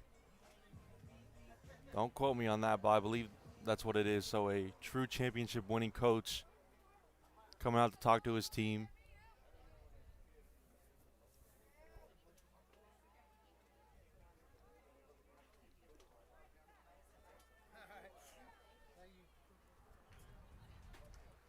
Counts 2-0 on Cortez.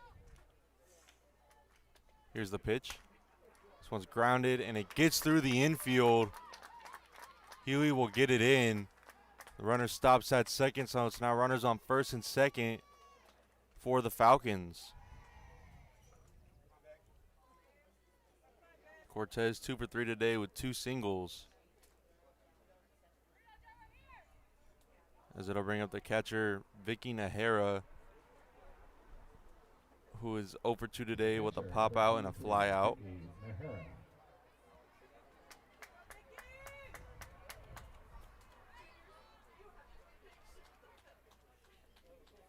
Here's the pitch from Haywood. Just misses low, ball 1.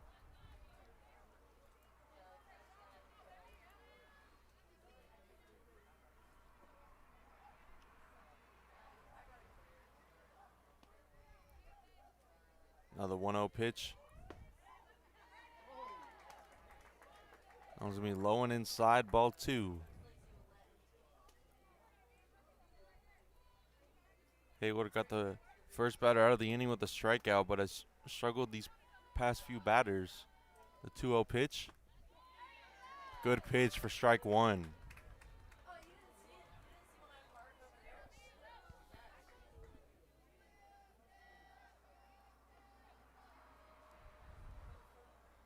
Falcons have runners on first and second, 1 away. Here's the pitch from Haywood. Grounded sharply to Lutz, and they'll call it foul. A big break for Palomar there. That probably would have scored a run. But it's now even 2-2 on Nahara.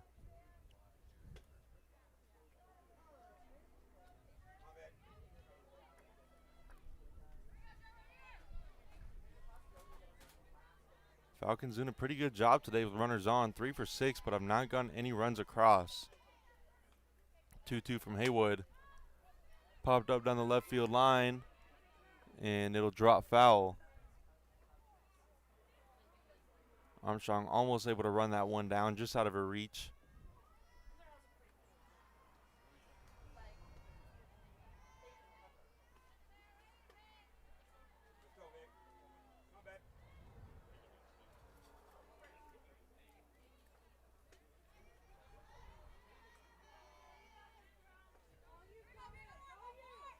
Here's a 2-2 from Haywood. And rings her up looking for the 6th strikeout of the day. Nevaeh Haywood, have a day.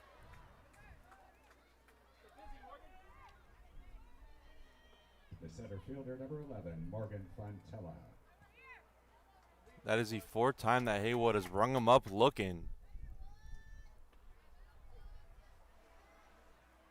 So now 2 away in the inning, runners on first and second for Cerritos. This one has popped up to Nuanez, battling the sun, but makes the catch for the 3rd out of the inning. Falcons get shut out again. And it's still 3-0 Palomar leads, and we'll be right back. No runs, 1 base hit, 2 runners left on base.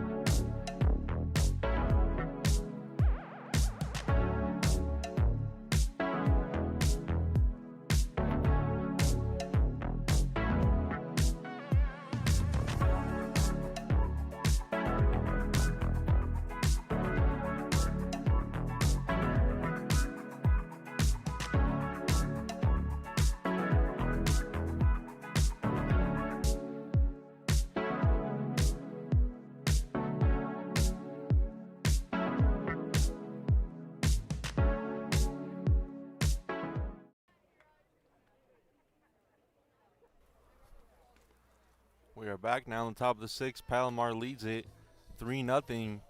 And we just got word up there from Bob Vetterfield. Palomar baseball takes down Riverside City College 5-4, and they will advance to the Super Regional Finals.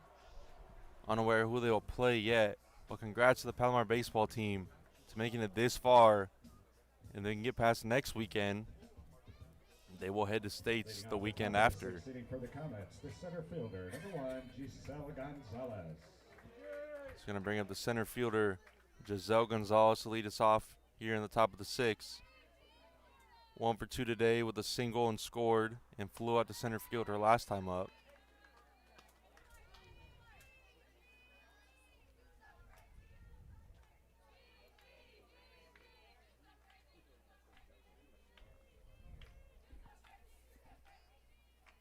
Here's the 1-0 pitch. I was going to miss high. Counts on 2-0 on Gonzalez. For Palomar baseball, they'll play the winner of Fullerton versus Cypress. If Cypress wins, they'll travel. If Fullerton wins, they'll come here.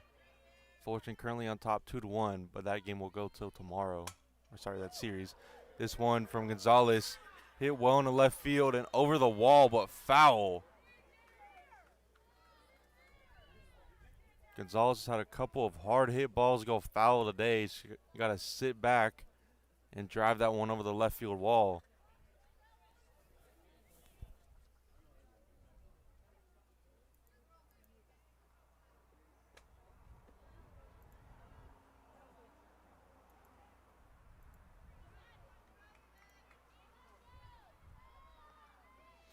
So the count's 2-1 on Gonzalez.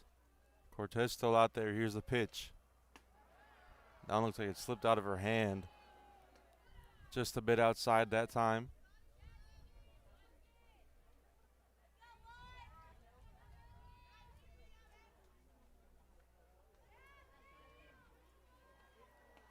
The 3-1 pitch to Gonzalez. Inside for ball 4. So the Comets get the leadoff hitter on.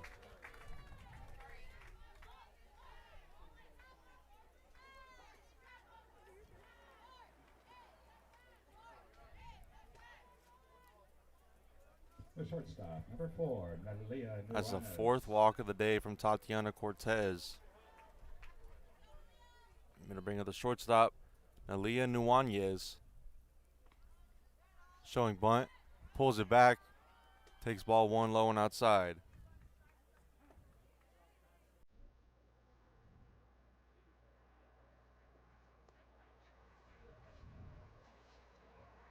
Now the Cerritos head coach will come out, talk to her team. Looks like she just wants to talk to her pitcher, wave the infield off. Still waiting for that big inning from Palomar. They've done it all year. Looking for win number 40 here and advance to state playoffs. Looking for the 15th straight win.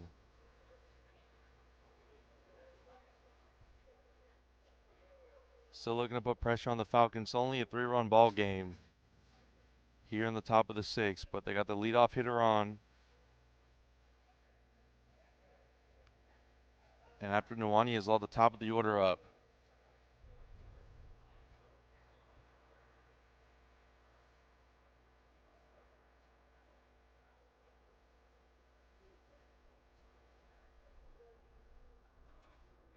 So we'll be back here. It's Nuwani is at the plate. Count is 1-0. She has speed in the box. See, she tries to lay down a bunt and snag an infield hit. Runner is going to throw. Not in time. Nuanez steals that bag. Or sorry, Gonzalez steals the bag.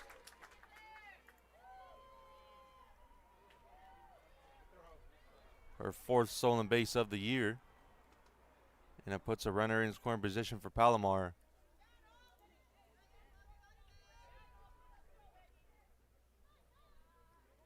Counts now 1-1. Nuanez shows bump but takes ball low.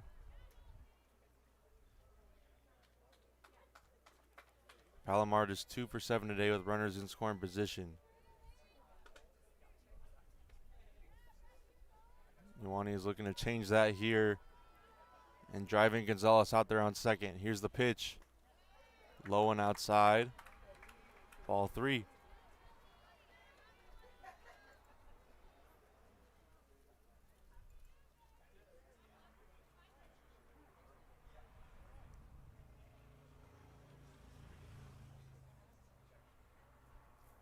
Coach Kraft is going to question if that was ball 3 or ball 4.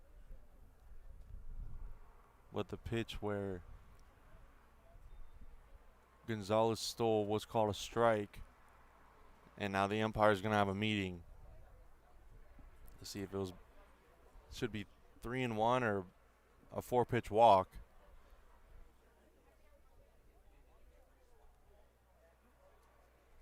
So yeah, the count will be 3-1.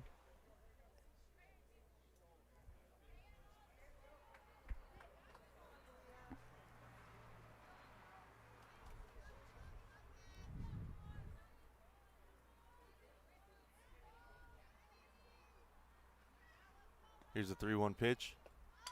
Nuanez lays down the bunt, but it rolls foul. Too much spin on that one.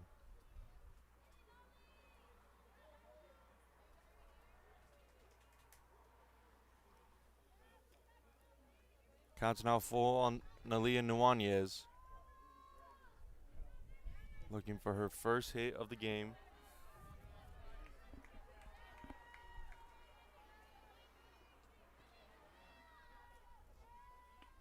And here's the 3-2 to Nuanez. Slaps that one to the pitcher. Throw to first is in time, but she benches the runner Gonzalez to third.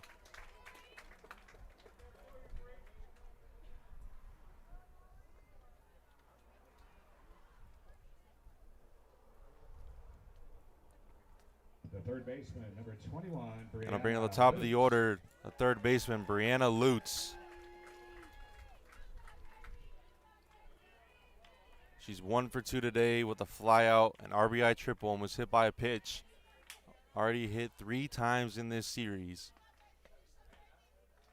She takes ball 1 low and outside.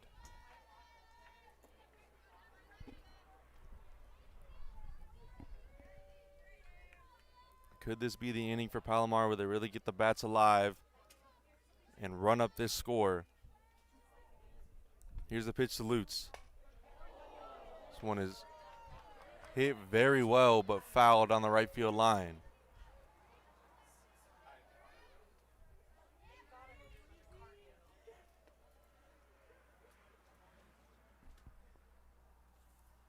So count's not even now 1-1 on Brianna Lutz.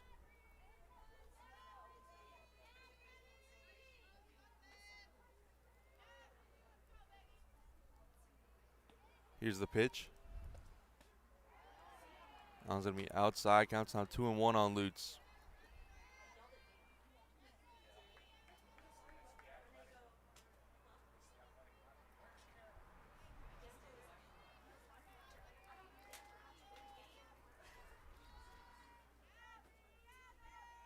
Lutz looking to drive one into that right center field gap. Here's the pitch.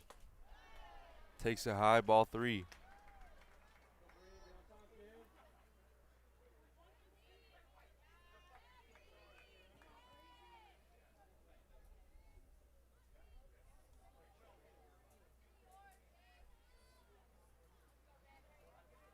Count is 3-1 on Lutz. Here's a pitch from Cortez. And she takes ball 4 high. Palomar now, runners on the corners, only 1 away.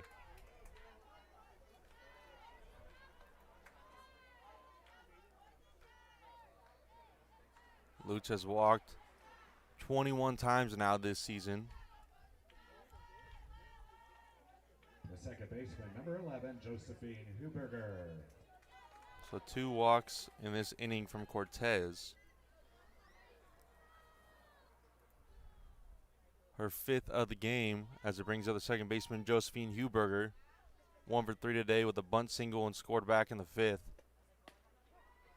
Lutz stealing, and she slides in safely. Gets her 6th stolen base of the year and the second Comets stolen base of the inning. Palomar not a big team that usually steals bases, but 2 in this inning. Now 2 runners in scoring position for Huberger. Let's see what she can do with runners on second and third. Here's the 0-1. I was going to miss outside. Counts even now.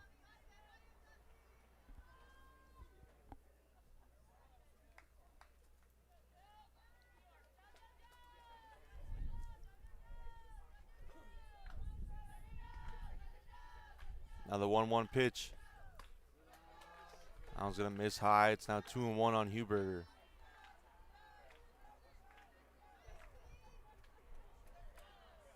Huberger was saying that we got to get runs early in the first. They haven't done that in these 2 games in this series, but they still lead it here 3-0. Let's see if she can change the course of this game and blow it wide open. Here's the 2-1 pitch. Misses outside.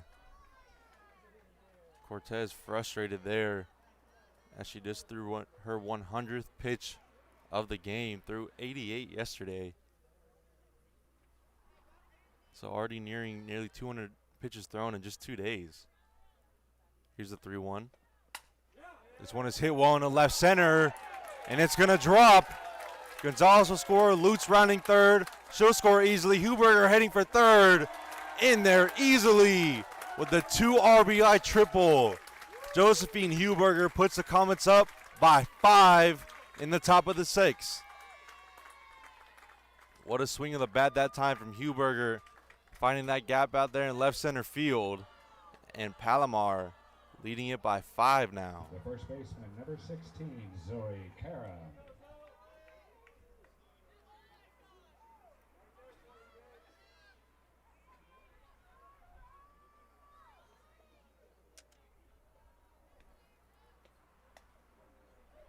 Karam takes strike 1. Karam has walked twice today and flew out to left her last time up. She's got a runner on third, only 1 away. Palomar looking to add on some more insurance runs. That one's going to miss outside, ball 1.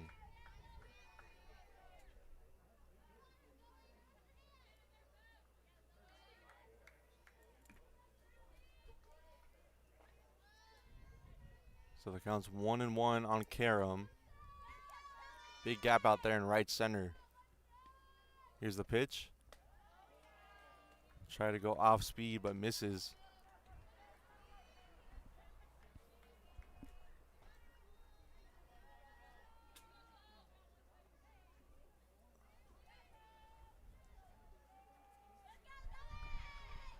Here's the 2-1 to Karam. Way inside, ball 3.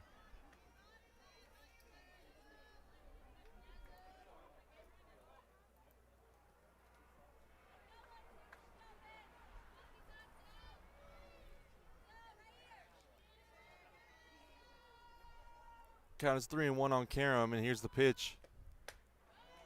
And she walks for the 3rd time today.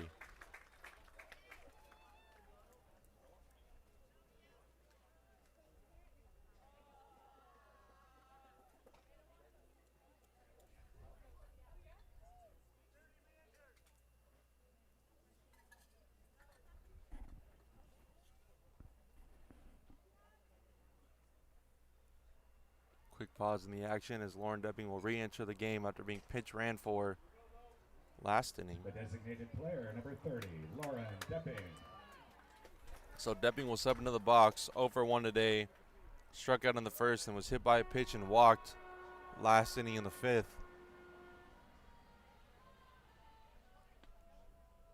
Here's the pitch. This one is popped up in a shallow right field.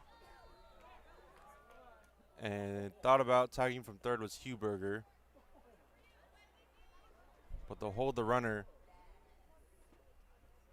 So Depping out with a fly out to right field. Runners on the corners are 2 away for Taylor Armstrong.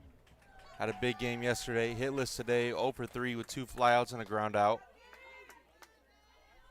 Looking to add on more runs for the Comets here. First pitch, inside, ball 1.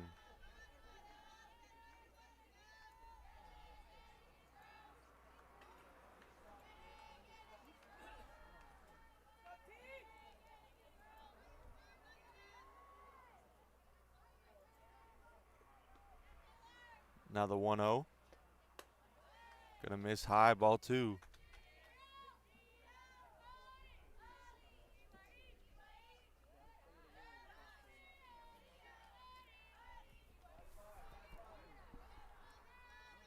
Count is 2-0 on Armstrong. Palomar, runners on the corners, 2 away. Already gotten in 2 runs this inning. Here's the pitch. That was going to get past the catcher. Huberger will stand up and score. Score is now 6-0. Comets lead. Huberger scores easily that time on the wild pitch. And the count is 3-0 on Armstrong. Karam took second. Here's a pitch. That one in there for strike 1.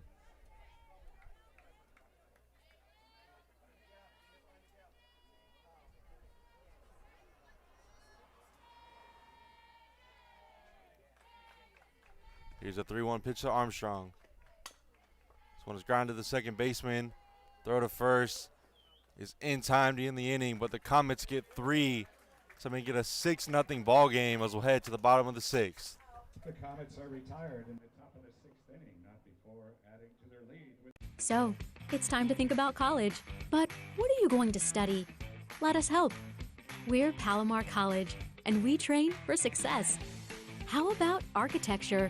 We equip students with the technical and critical thinking skills needed to design a successful career. Learn the ins and outs of commercial and residential structures and access cutting-edge technology through virtual training, walking through environments created by you. Earn an associate's degree and enter the workforce as a draftsperson or 3D modeler. Or take your education farther, transfer to a university and become a licensed architect. And if you already work in this field but want to enhance your career, we have pathways to help you achieve your advancement goals. We have partnerships with leading universities, making the Palomar Architecture program a cut above the rest. Your new career in architecture is waiting, and Palomar will get you there. And Long Beach City are in the top of the 6th, all tied up at 3-3.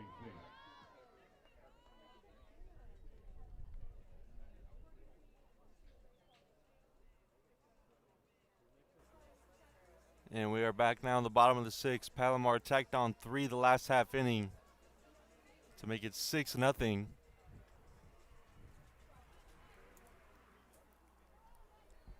Leading off the bottom of the 6th inning for the Falcons, the first baseman, number 33, Isabel Casanova.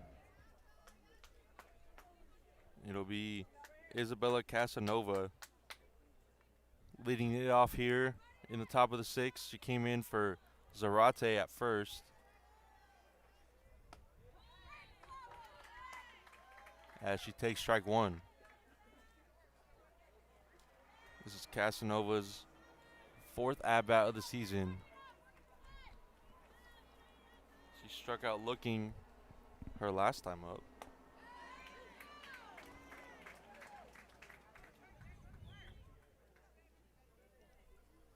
It's quickly 0-2 on Casanova.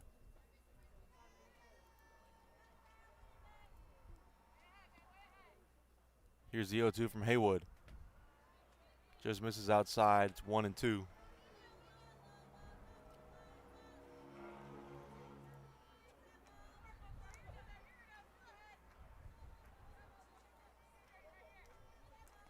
Haywood's thrown 80 pitches in this game so far. Here's the 1-2. That one just misses high. It's now even.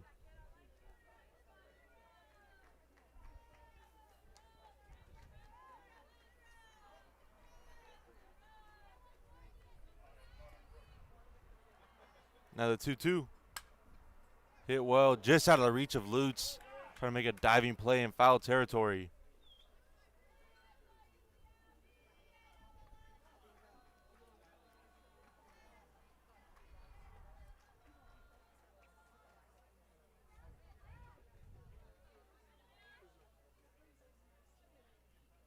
Counts so 2-2 on Casanova. Here's a pitch from Haywood.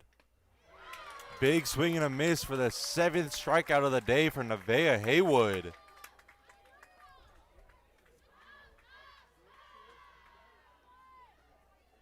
Casanova strikes out for the 2nd time this game. The shortstop, number 4, Ayana Cardenas.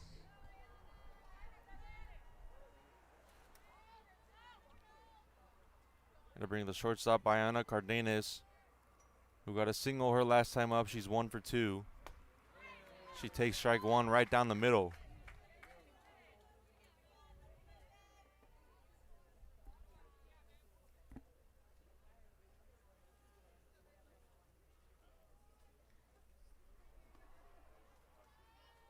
Now the 0-1. Hit well down the left field line, but it goes foul.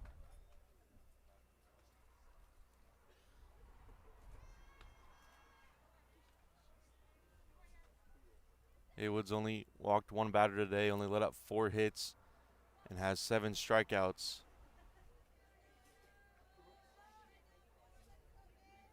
She said they had a good week at practice this week. She's looking to get ahead in the counts, which she's done so well so far today. That one misses high, ball 1.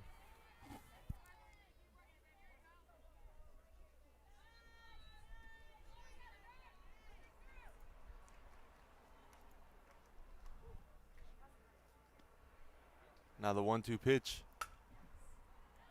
That one goes foul out of play.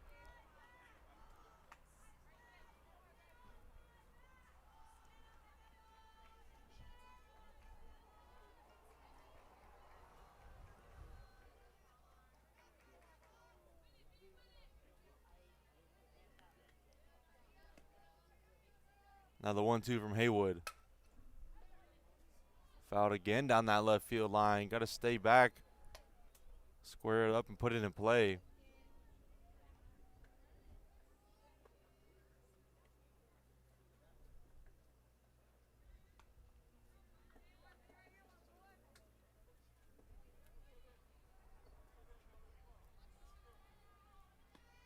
Here's the 1-2 again from Haywood. Ooh, great pitch, and it just misses low.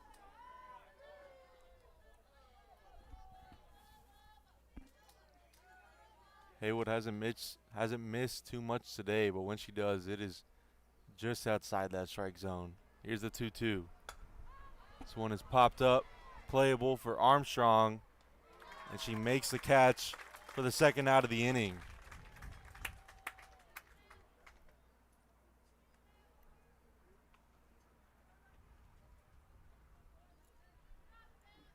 The right fielder, number 2, is Savannah Gonzalez. Going to bring in the right fielder, Savannah Gonzalez. 1 for 2 today with a fly out and a bunt single that she got back in the 4th.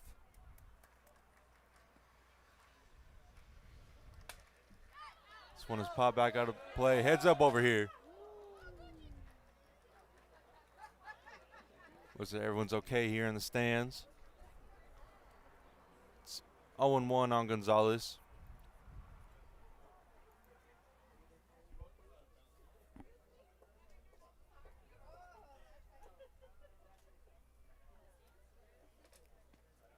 Here's the 0-1 from Haywood. Misses high. Counts even now 1-1.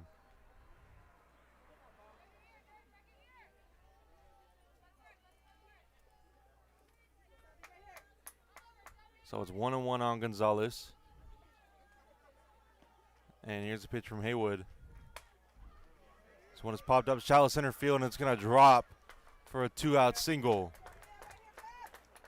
Gonzalez gets her second hit of the day. Now 2 for 3.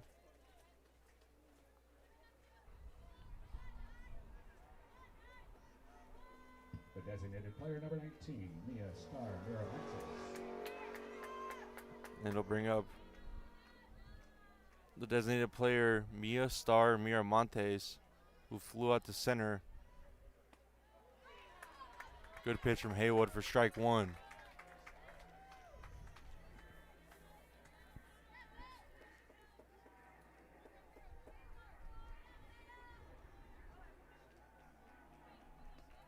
Now the 0-1 pitch. Big swing and a miss for strike 2. Garcia checks on the runner at first, just dives back in time.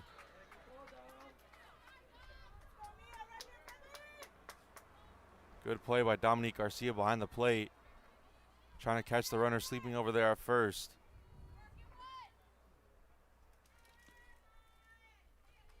Here's the 0-2. Misses high.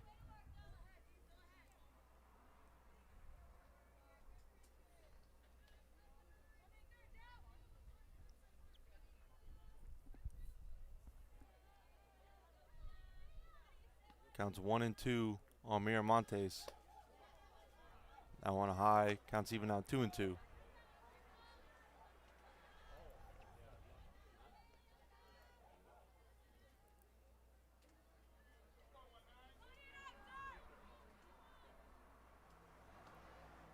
Here's a 2-2 pitch. This one is popped up. Shallow right field, but Huberger is there to make the play and end the inning. Palomar will head to the top of the 7th with a 6-run lead, and we'll be right back. The Falcons are.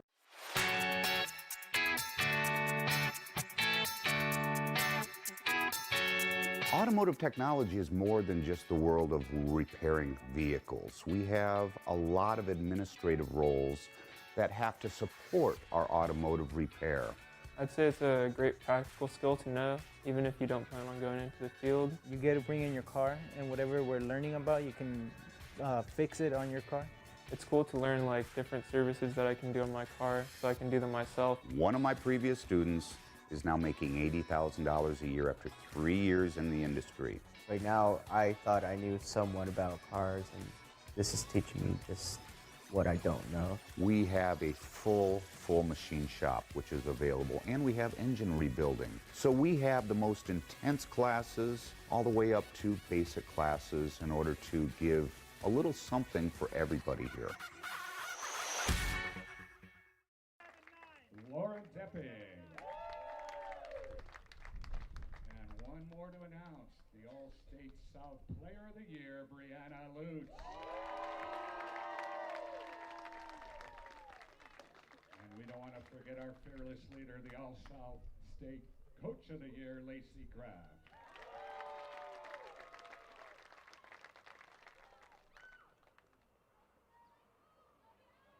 We have a defensive change for the Falcons. Now playing second base, number 27, Irma Gonzalez. We're back now in the top of the 7th, the last inning of this ball game. For the Comets, the right fielder, And to lead it off will be the right fielder, Alexis Huey, who had a big 2 RBI single to put the Comets up by 5. Takes the first ball high.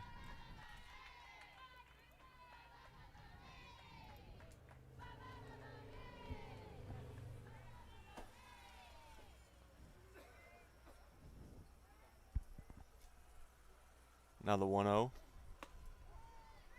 In there for a strike. Cortez is back out there. Has thrown 116 pitches so far this game. Now the 1-1. Will miss outside for ball 2.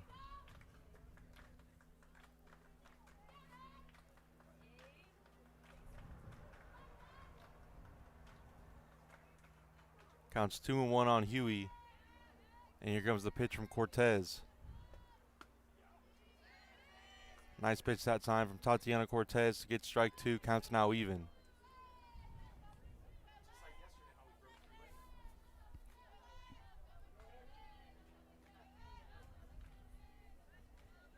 So it's an even count on Huey. Here's the pitch. Waits on that one and fouls it down the right field line.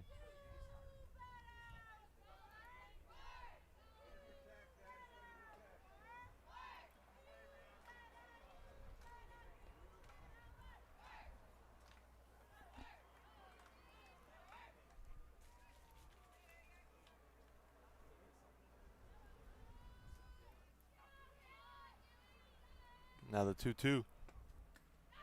That one's going to be in the dirt. It's ball 3.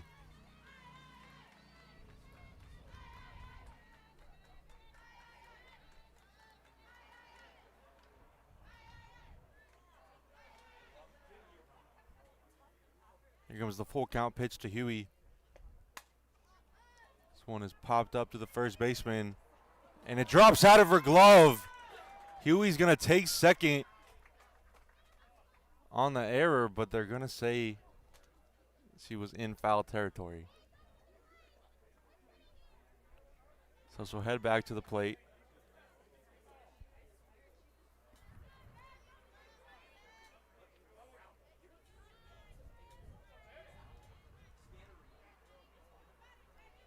So it counts 3-2 to Huey here in the top of the 7th. Palomar leads it 6-0. Here's the pitch. And she will take ball 4.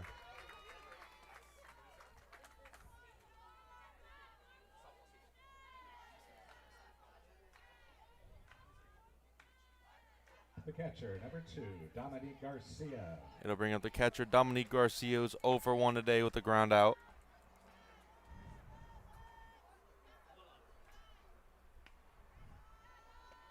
Shows bunt. Fouls it off of her leg.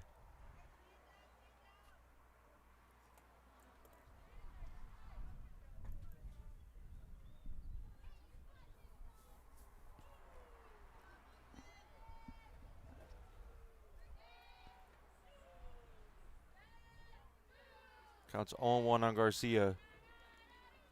Here's the pitch. Misses high, ball 1.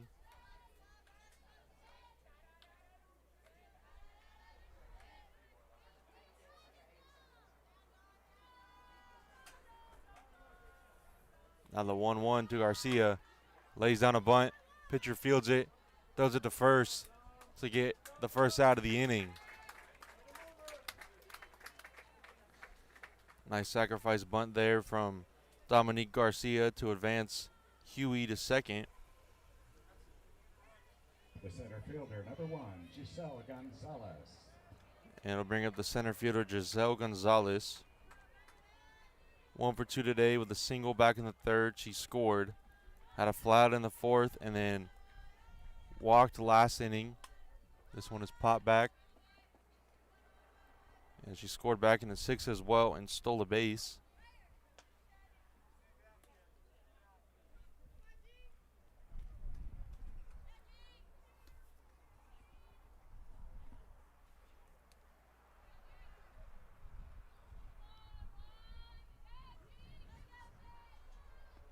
Here's the 0-1 pitch.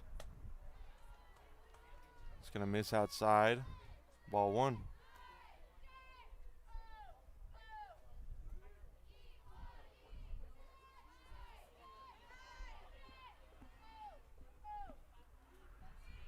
Now the 1-1. Ripped down the left field line, but goes out of play.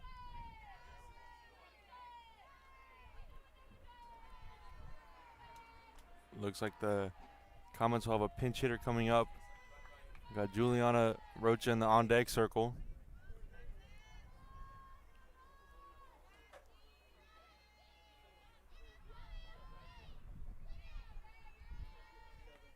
Here's the 1-2.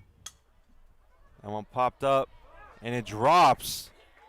No throw, and Gonzalez able to take first base as the pitcher and the shortstop bad communication there, and they let it drop in between them.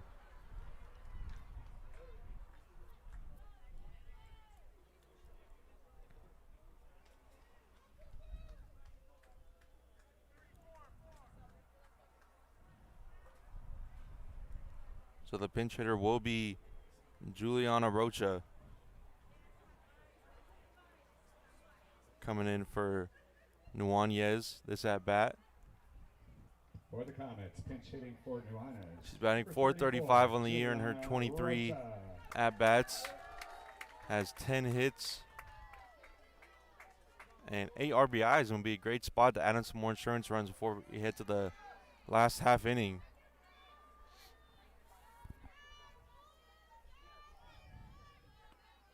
Here's the first pitch to Rocha.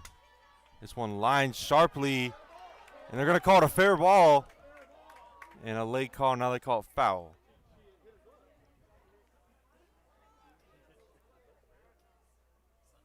Questionable call. Looked like it hit the third baseman's glove in fair territory. That would have been huge. That definitely would have driven in a run.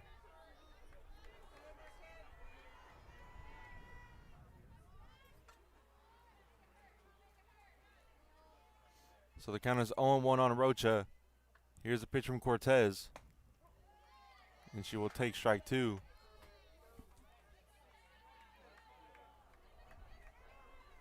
Rocha's only struck out 1 time in her 23 at-bats. She's walked 3 times.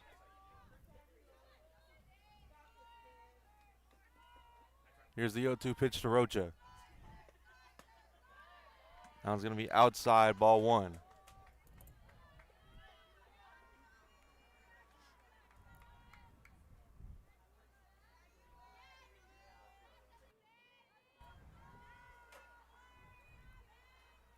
Juliana Rocha, the sophomore infielder.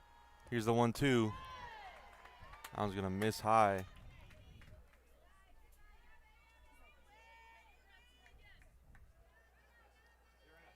I was talking to Rocha earlier this week. She said her favorite player is Albert Pujols. She loves how he plays the game and his character off the field as well. She tries to model him. And now here comes the 2-2 pitch to Rocha. This one is popped back. Just trying to battle at the plate here.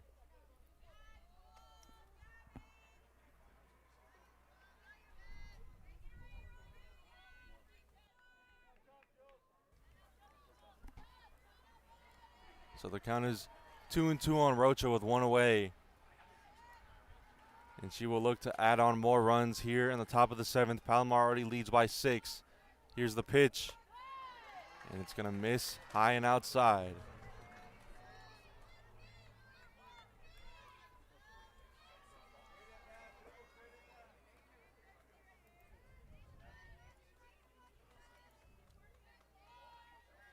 So the count is full on Rocha. Looking to drive in a couple runs, give the Comets more insurance. Here's the 3-2. And a called strike 3, an extremely questionable call. Very inside. But she will head back to the dugout, and there's now 2 away. The third baseman, number 21, Brianna Lutz. That was Cortez's second strikeout of the day. And it'll bring up the All-State Player of the Year, Brianna Lutz. 1 for 2 today with an RBI triple. Was hit by a pitch and walked. She's going to take that one in the dirt.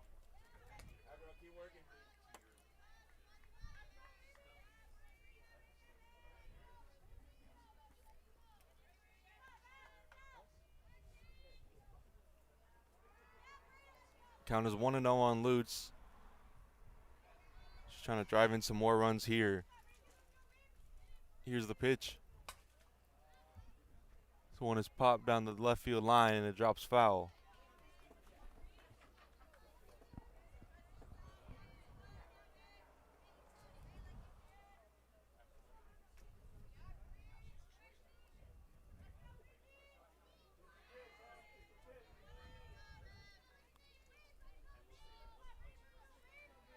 Lutz said earlier in the week to not look too far into the future, can't overlook any opponent as she takes ball too high. That was a common theme from a lot of these Palomar players. They're not trying to overlook any of their opponents because they will take you out of this playoff series. They're looking to advance the states for the 3rd year in a row, and Lutz trying to drive in more runs here to do so. Here's the pitch, and it's going to get past the catcher. Both runners will take second and third. It's now 3-1 on Lutz.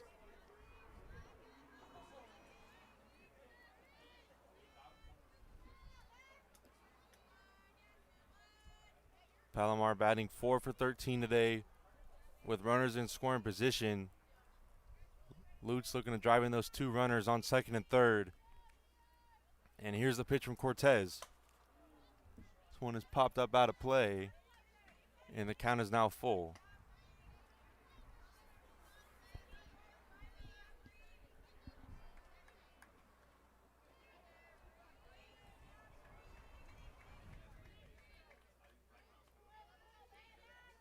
This Comet team is just 1 for 7 with 2 outs. Lutz looking to change that here with a big hit and drive in 2 runs. Now here's the pitch, and she will take ball 4. She's on for the 4th time today.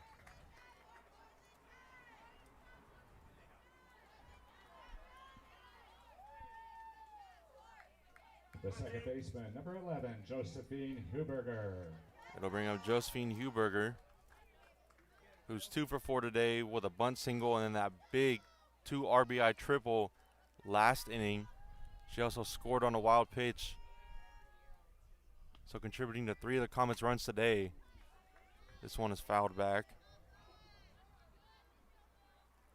She had a big game yesterday as well, drove in 2 runs, driven in another 2 today, scored twice.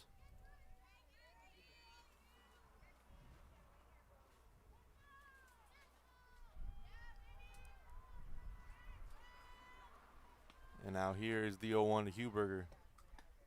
Swing and a miss, strike 2.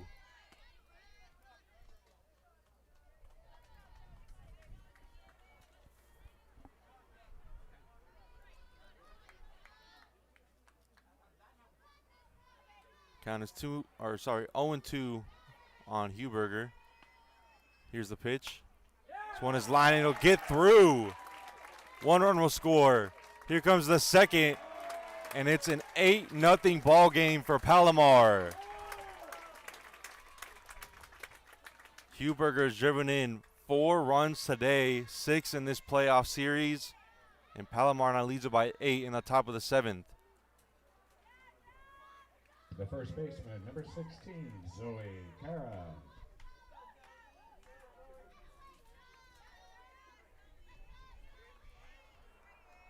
Huey and Gonzalez scored there, as Karam will take strike 1.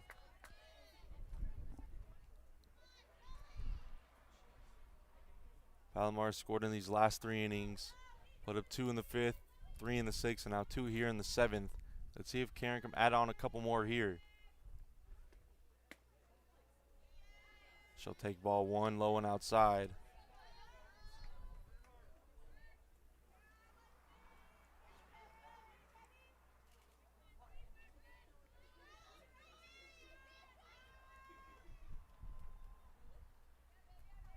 Here's the 1-1.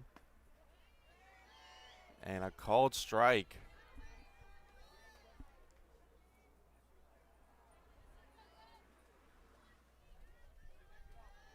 Comets are 5 for 14 today with runners in scoring position, 2 for 8 with 2 outs. Here's the 1-2 to Karam. And rings her up looking on the outside pitch to end the inning, but the Comets add on 2 more and make it 8-0 as we head to the bottom of the 7th. In the top of the 7th inning, but not before adding.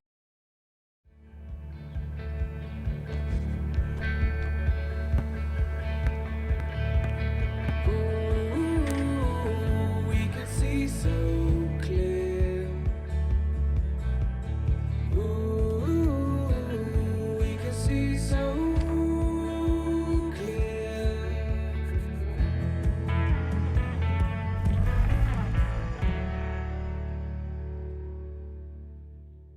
So, it's time to think about college. But what are you going to study?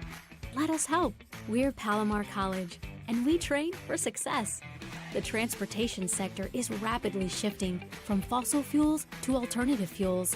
The demand for qualified technicians has never been higher. Our program addresses the current needs of the industry with an eye toward the future. Your new career in zero-emissions vehicle technologies is waiting, and Palomar will get you there.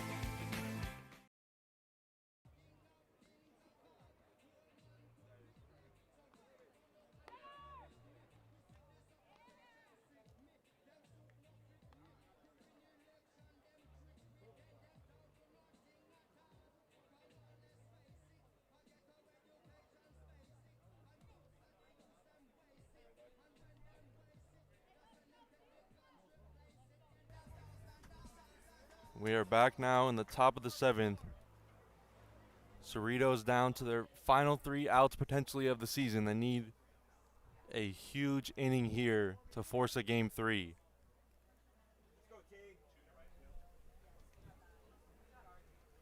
And Nevaeh Haywood will head back out and try to get the complete game shutout here. Defensive changes for the Comets. She's thrown 6 innings, Garcia now moving from catcher out to right has field. 7 strikeouts and only 1 walk. Thrown 100 pitches today.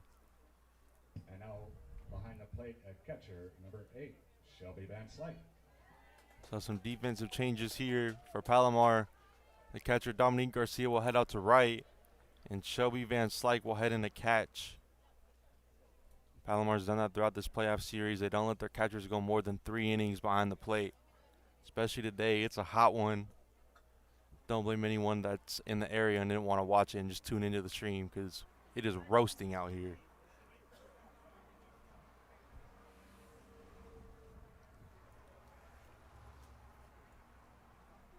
And it looks like the Falcons will have a pinch hitter. Leading off the bottom of the 7th inning for the Falcons, the pitcher, number 12, Tatiana Cortez. And it'll be the pitcher, Tatiana Cortez, who's let up 8 runs today and trying to cut into that deficit and force a game 3 later.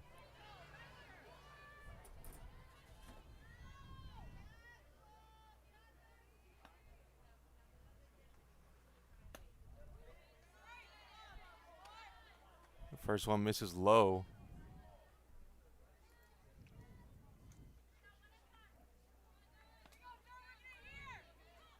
Cortez only has 10 at-bats on the year with 3 hits and 3 RBIs. This one is hit well in the left center. And this one's going to one-hop the wall. She's heading for second. Going to be a close play. And just gets in there. That was a bang-bang play. And she has a big celebration down by 8. But what a way to start it off for Cerritos.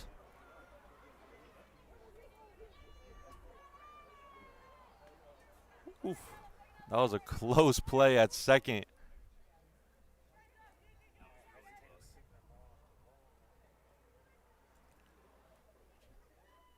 She hit an absolute scorcher out there to left center field. It almost went out.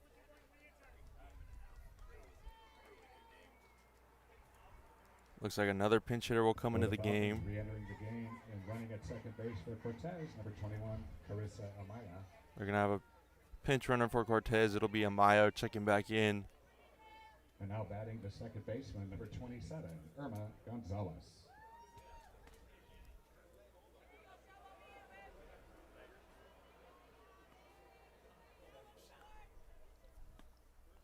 Here's a pitch from Haywood. Gonzalez tries to bunt it, but it goes foul. Pinch hitter for Cerritos is Irma Gonzalez. Only had 10 at-bats with 3 hits and 3 RBIs as well.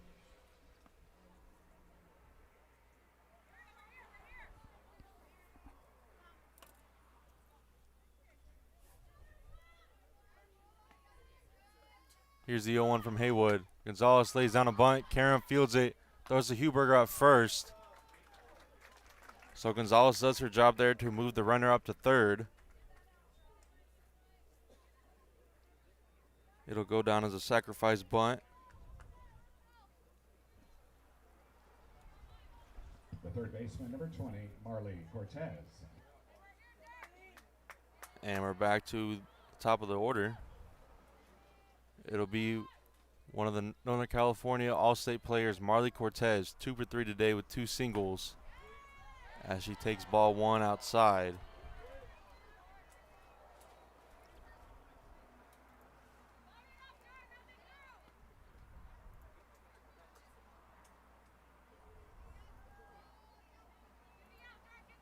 The 1-0 from Haywood. Grounded softly to Lutz. Throw to first in time for out number 2. So 2 away here. Palomar is just 1 out away from punching their ticket to San Jose.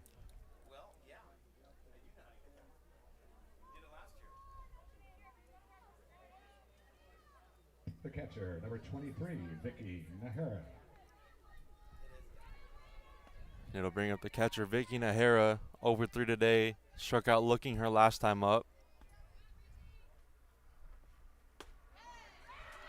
First pitch strike from Haywood.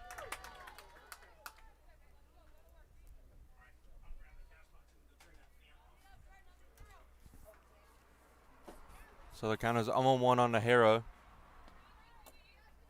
Here's a pitch from Haywood. This one is popped up. Nuanez fields it, throw to first. What a play to end it. And Palomar softball has punched their ticket to San Jose. They're heading to the state playoffs for the 3rd year in a row. They shut out Cerritos in back-to-back games, winning this one 8-0. And what a game from Palomar. They have earned their way into the state tournament, and they will be there May 15th. What a season from this Palomar softball team. 15 straight wins now. They are now 40-3 on the year. And just an absolute powerhouse is this team. Thank you so much, everybody, for tuning into this game. Make sure that you like this stream and subscribe to the Palomar Athletics YouTube channel. I've been Trevor Tanner. Thank you so much for watching. For the Comets, that's their 40th victory of this season. against 3 lines.